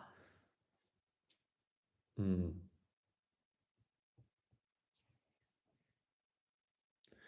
Gabriel says, I would do things that I would never do to somebody else. Aye, that's a slightly concerning answer. I mean, it's like the makings of a purge night kind of thing. If you got that much violence and like cruelty pent up inside of you, maybe you should work on why you feel that way to begin with. Jump the last session. Yeah, yeah. Just as the energy wave strikes, you just go, whoop, duck and cover, and you'll be fine. I hope they don't find my remains in an embarrassment. My brother in Christ, the world is ending. Nobody's gonna find anything. Finito. And finished. Bitti. Yok öyle bir şey. I hope they don't find my hard drive with all the CM Cosman hentai in it.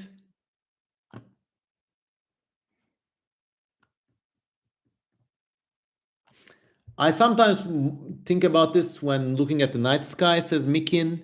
What if a large asteroid came to the Earth? Kind of put things in perspective. Well, there's a great movie called Deep Impact, actually.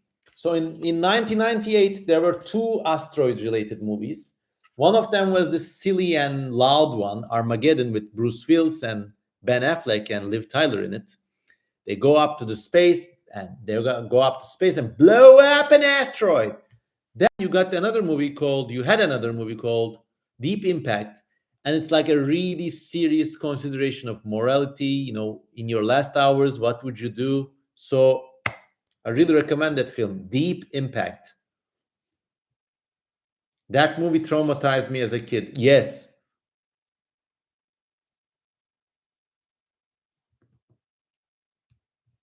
people are eating each other's hard drives.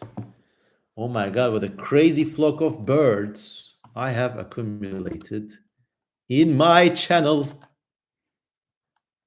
Any day now, you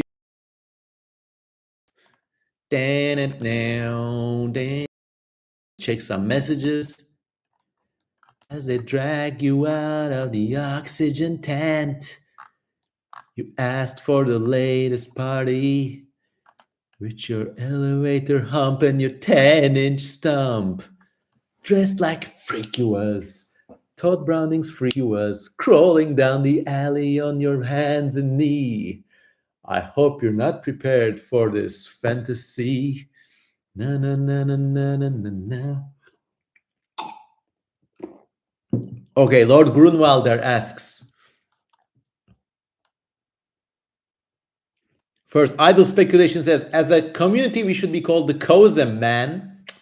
I disagree. You're all Kozemanites. That's the name. Keep your friends serene. Okay. Lord Grunwalder asked, how would you feel if someone did something really horrible with your work? Like, what if there was a psycho and he killed people sacrificing them to the coup. Oh, 51 people. Wow. Okay. My singing brought all the girls to the yard. Okay.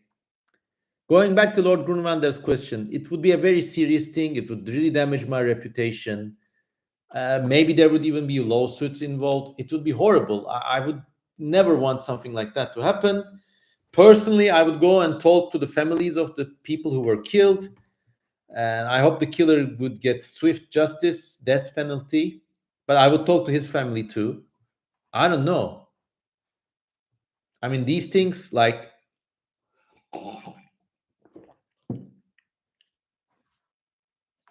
I mean, not gonna give any details, but in my life, there have been times where people I cared for were like acting suicidal, and it's a horrible, horrible feeling. That is no laughing matter, like whether self-inflicted or otherwise.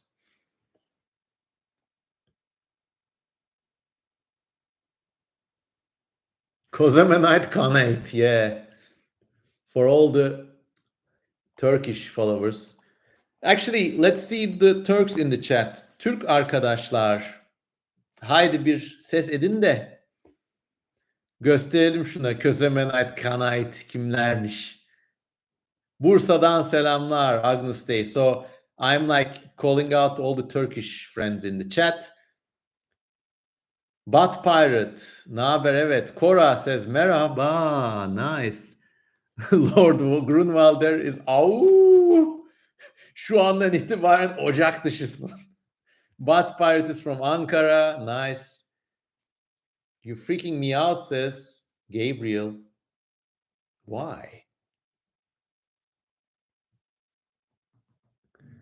I raise your reputation here by being great. So here your work is associated with random acts of kindness. Antalya, Bursa, all these Turkish friends coming from wildly separated cities of the Anatolian mainland. All you Turkish peoples meet up. You're all very interesting and smart people. Kereviz says selam selam. I think our good friend, another good Turkish friend was here, but I guess he's not online anymore. TurkCon 2023.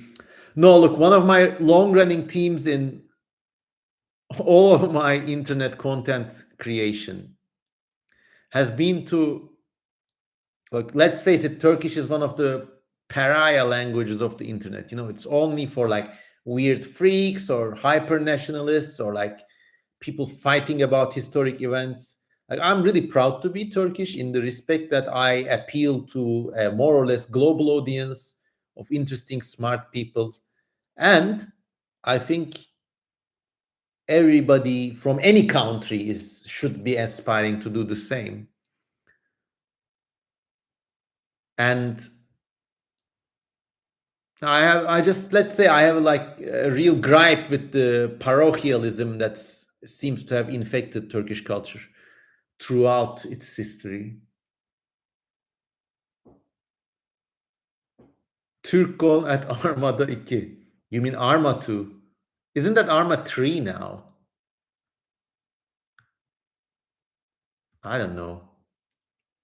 Another one of my ideas is that I think Turkish people make great Americans. You've seen that with Cenk Uygur, or for all his failings, Hasan Abi.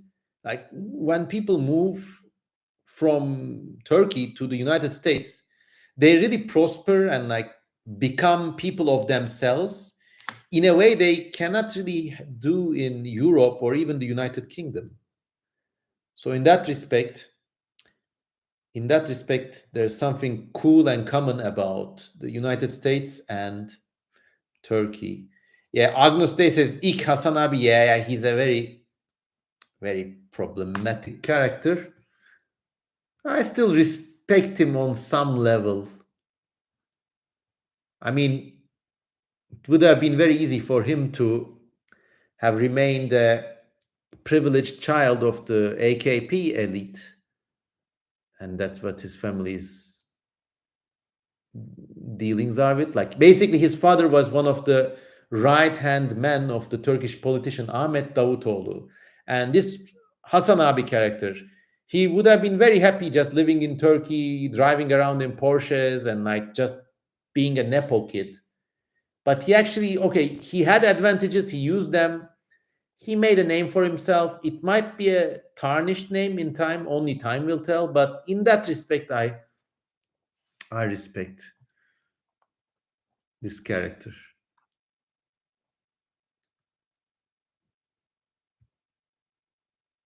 I had no idea he had AKP. Well, you live and learn, huh?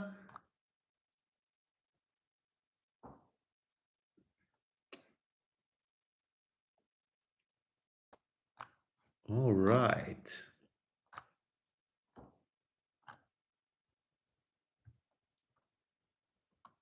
Well, I wish our good friend TK Sirgin was here too. He's also of Turkish descent. Do you think a kamikaze like feature could ever be meaningful in an evolutionary standpoint, says Metehan Ereli? Yes, these features have evolved numerous times.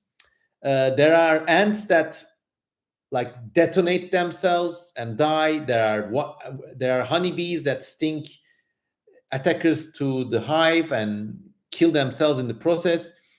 Basically, if you're like such close if you form a community of very closely knit genetic individuals that are very closely related genetically, that is to say, um, then self-sacrifice becomes a thing, and this happens mostly in the insect world. But I think it like you can always also see it in wars and stuff where like people go to death knowing that their legacy will live on with the tribe or the nation or something. So yeah.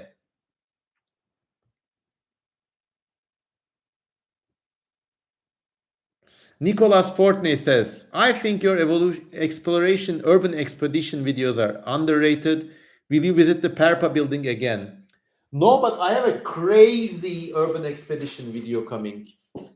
So there's an area of the city that's being demolished because it's in a tsunami zone. And I entered an old apartment. Mm, I was with some journalist friends and they were scared. They were worried about asbestos and some shit. And I just, I don't care. I just went in and like, I discovered so many amazing things. I will share this with you. So, yeah.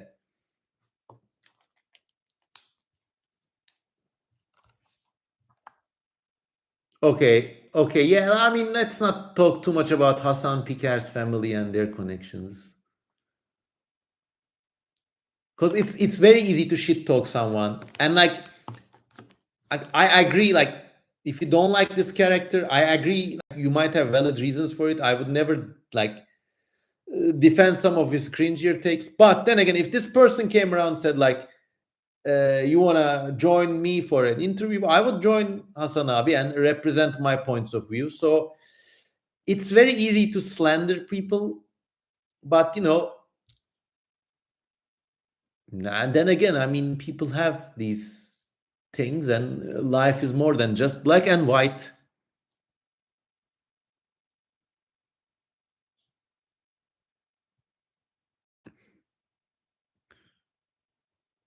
What if you woke up and in your kitchen there was a frog cooking something and it told you good morning and hopped away? I would probably do because it's probably a dream. Animated CGI frog, so it's like Axel the frog.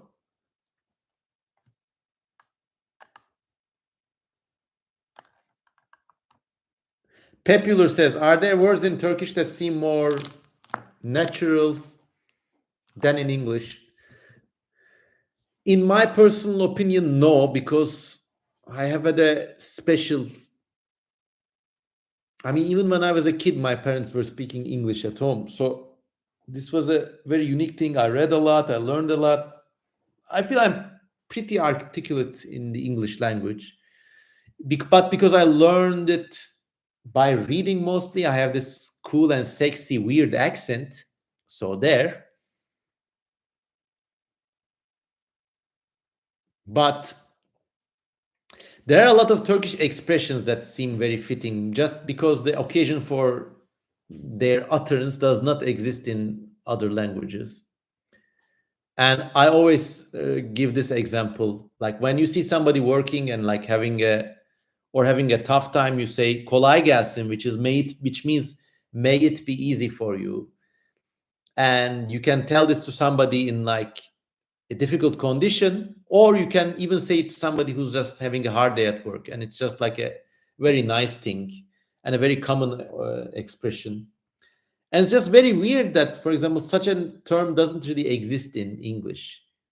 Because if somebody's working, you either say have a nice day at work, which is okay, passable, but in that expression you don't really wish them well for their day, you know. There's another expression hassiktir, which is like if you drop something on your foot or something breaks down, you say basically it's like fuck or shit, but both of them combined.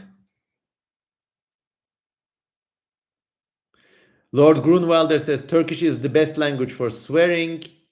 I guess you've never experienced Arabic then. Serbian is also like pretty good with insults. And so is French language, actually. French is like one of the best languages for cursing.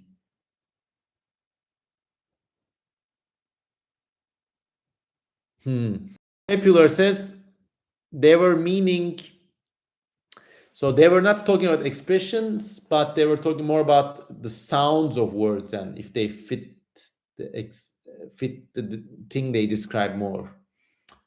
Let's think about it. I think Turkish used to have more of these languages when, sorry, Turkish used to have more of these words during Ottoman times. And during the transition from the Ottoman Empire to the Turkish Republic, a lot of archaic words were purged. They actually had like officially sanctioned lists of words and shit. And it was for the better, I guess, but you did lose lots of nuance. For example, the Ottoman word for gecko is sakangur, which by the sounds alone just paints the picture of the animal with the banded tail and the weird angular toes. Sakangur, you know. Whereas in contemporary Turkish, it became named Süleymancık, which means little Solomon. I don't know why this name exists. But yeah. You got other names too, like bats used to be called Huffashe, which is just like a perfect description of those silent wing flaps. Huffashe. Other words like that. Sometimes when describing the sound of an instrument, and if it has a certain timbre, Ottoman Turkish would have a word called tannan sesli, Tannen, tannan, which just describes that dan dan dan dan, the sound of the oud or the guitar really well. There's actually lots of cool words. Let me actually.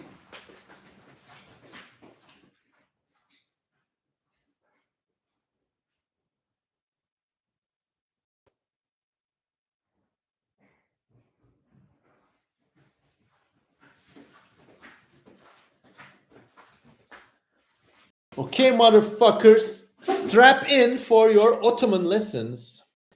Now, if you live, look how I roll from the library of C.M. Kozman. So this is just the second volume, by the way. So we're just gonna dig up some cool words in Ottoman Turkish. And if you live in Turkey, if you're a Turkish person, what are you doing? Your house should not be without this book. This is an awesome book. It's in 2 volumes. I mean, it costs a pretty penny, but like it must be in your house. I got an entire half of a room dedicated to dictionaries and thesauruses, by the way. So wait, let's check some messages before going ahead.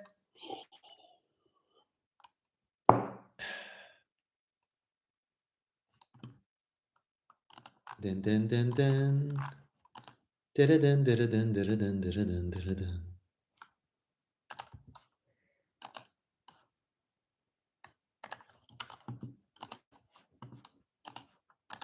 Let's check some messages. Then Ottoman things are coming.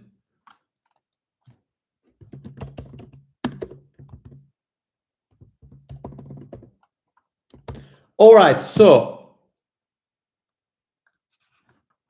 yes, Ottoman Turkish was an extremely expressive language. And there are words in it that are so delicious that even in the English language, they would be really cool to recite. Contemporary Turkish, in comparison, has less of these words. It's not, I mean, it's a bit stunted, to be honest. So let's just open up a page. Okay, name me a random page from 1967 to 4000.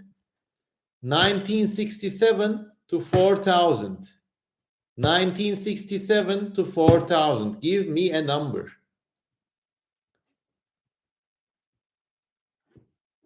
Okay, not 4000. Ha. 1967. God damn. 1999. Okay, let's look it up. Let's look up some words in Ottoman Turkish. I burped. Wait, I'm going to come to that. So,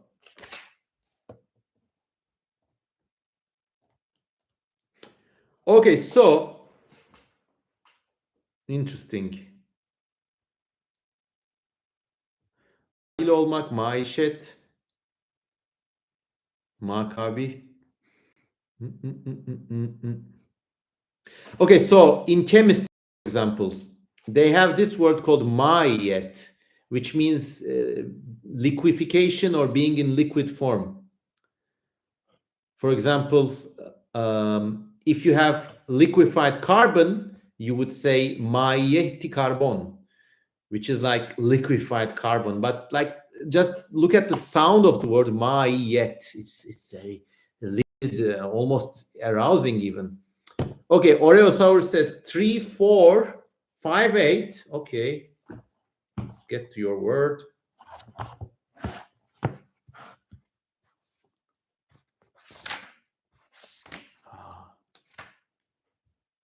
Ooh, okay. We have many words on this page.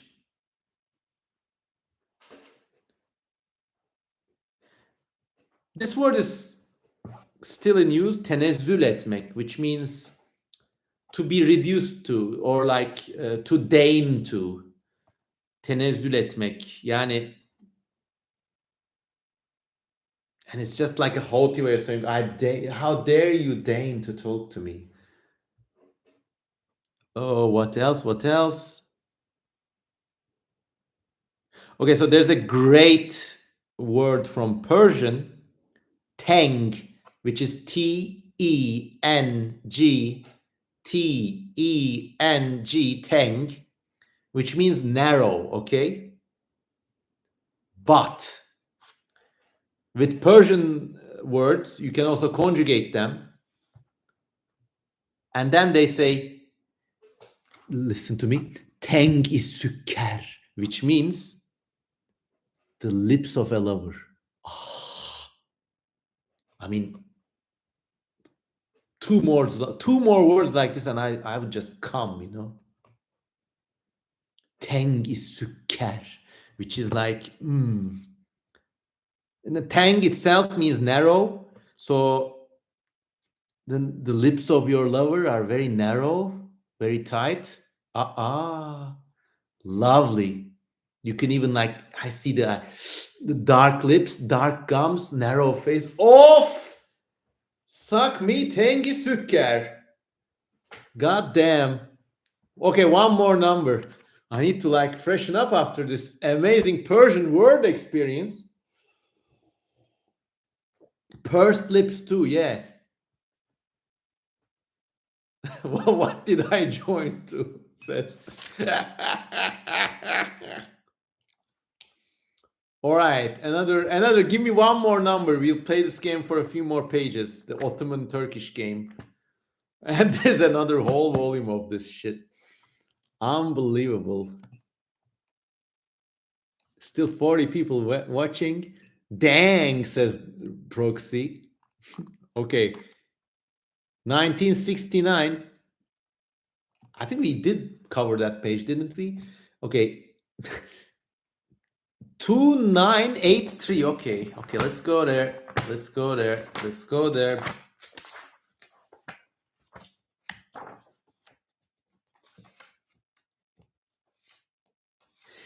And look, I am from Turkey. Of course, I know this language. Every language in the world has this level of richness and wealth of richness in it. You know?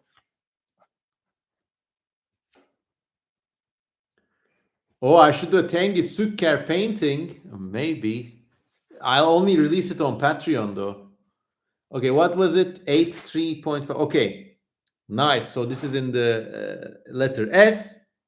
This page. Uh,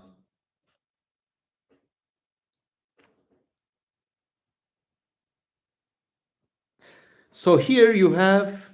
Mm, mm, mm, mm, mm, mm, mm.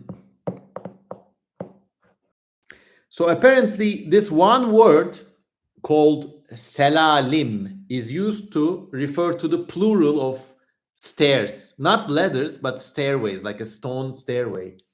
And you can see how, like, mm, it's like a descent or ascent, and it's like the whole sound of the word selalim is like very, very reminiscent of the fluttering flights of marble stairs in a garden where you will maybe get to penetrate Tengi Sükker. Oh shit. Another word from this page is which I also found, sekteye uğramak, which means when something is abruptly cut off. Like now in contemporary Turkish, you would say aniden durması, aniden kesilmesi, or like some dipshit word like that. But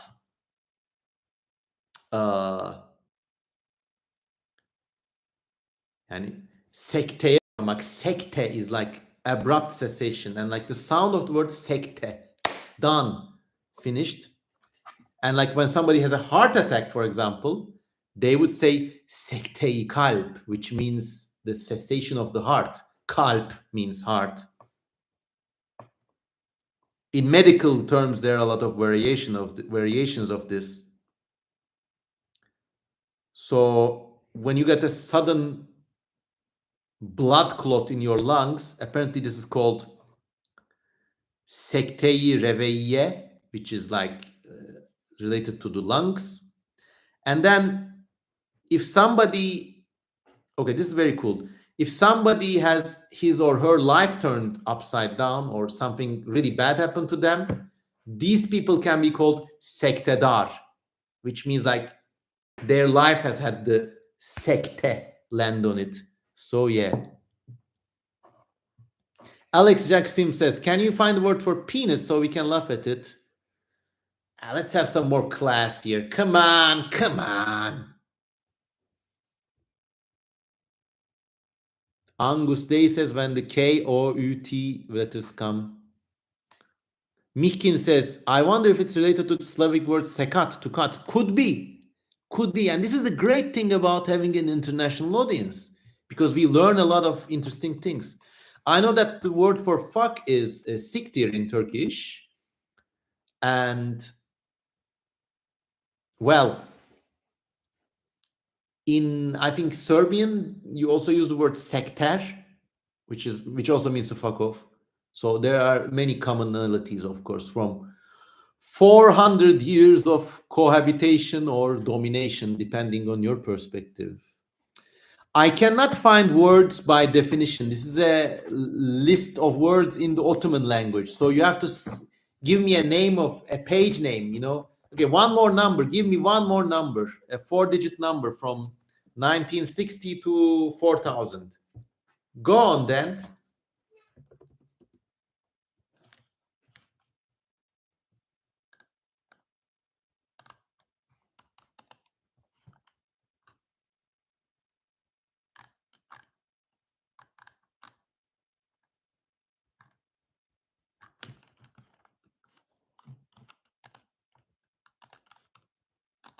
All right, numbers are coming in. 3333. Yeah, that's a cool one. Let's look that up. You could try spinning. That's a neat trick. 3 3.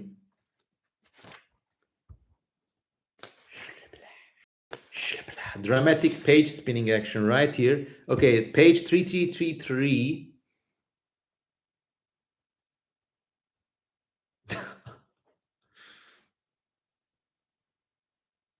So this is dominated by derivations of the word talep, which means demand.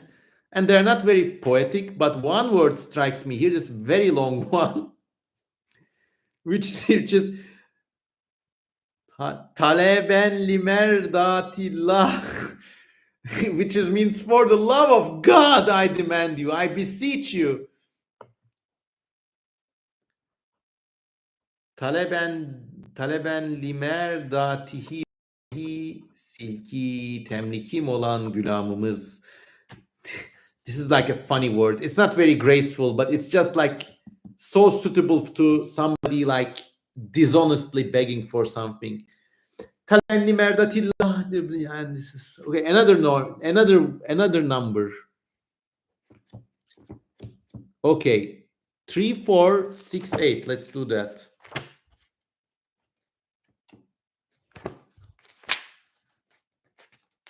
By the way, what are you all gonna do for Thanksgiving? Let me know in the comments. So we kind of switched from this more local niche subject to something more USA or Western oriented.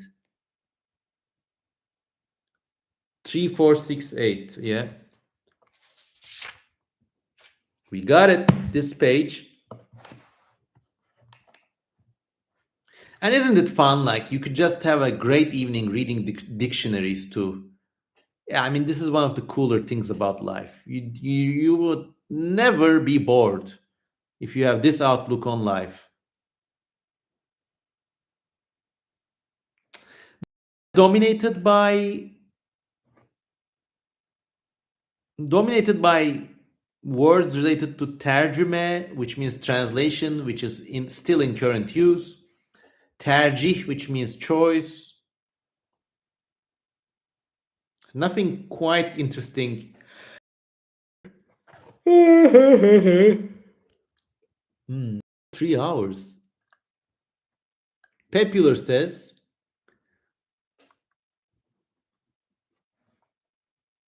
okay, one last page, then I'll read everybody's Thanksgiving stuff, and then I think we will call it a night. 3141.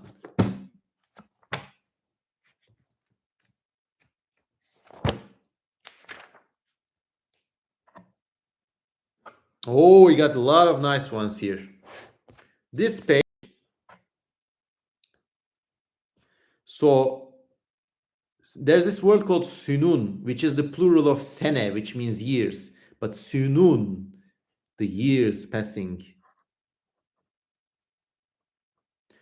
Also, sünülmek, which means losing something's natural shape. And it's just so reminiscent of like somebody who's like withered and shriveled and like become weird, and that's cool.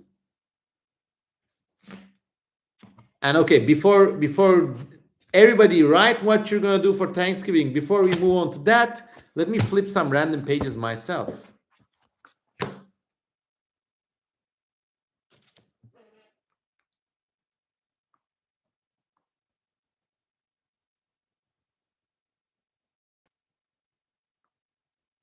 So there are very, very interesting words in a dictionary like this. Like here, there's this word called patalia, which is a loan word from Greek.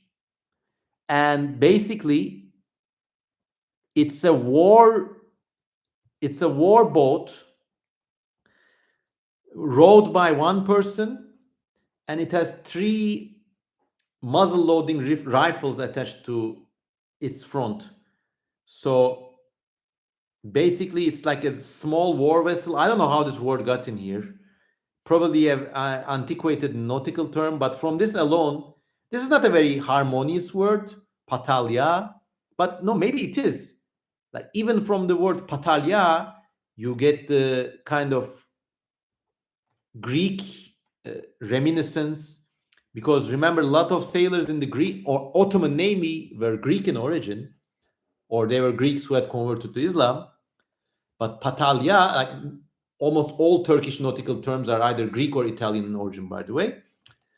Patalya, it's just this small boat with 3 rifles on the front, and it's like this 3 muzzle loaders going out.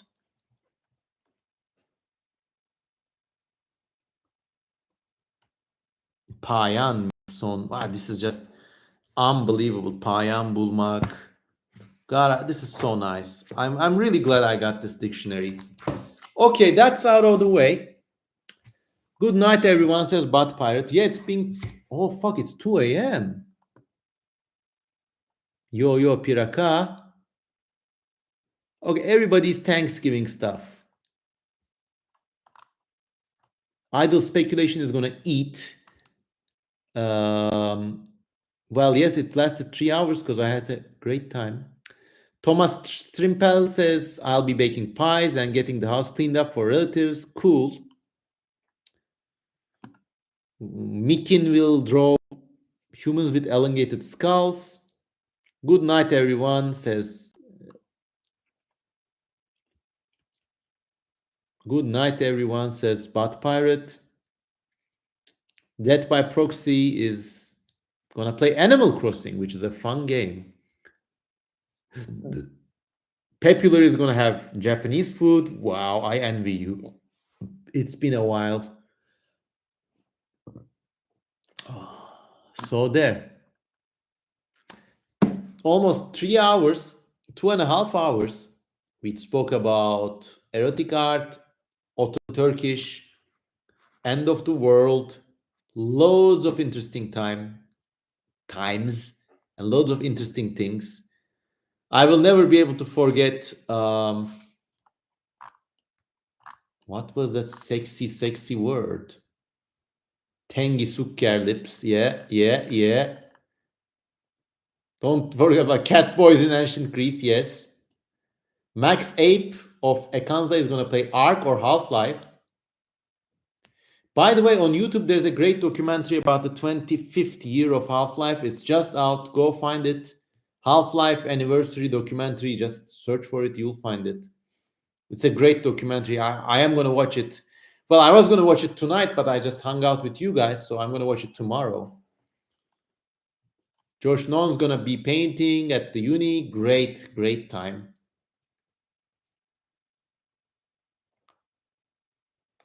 So, yeah. Well, that's that, everyone. Have a nice time. Thanks for being here. We had more than 50 people here, a record 60 people at one point. So, I'm doing something right. The numbers are going up and up, slowly but surely. So, there. Lots of love and have a nice time. Have a nice night. Good night, wherever you are.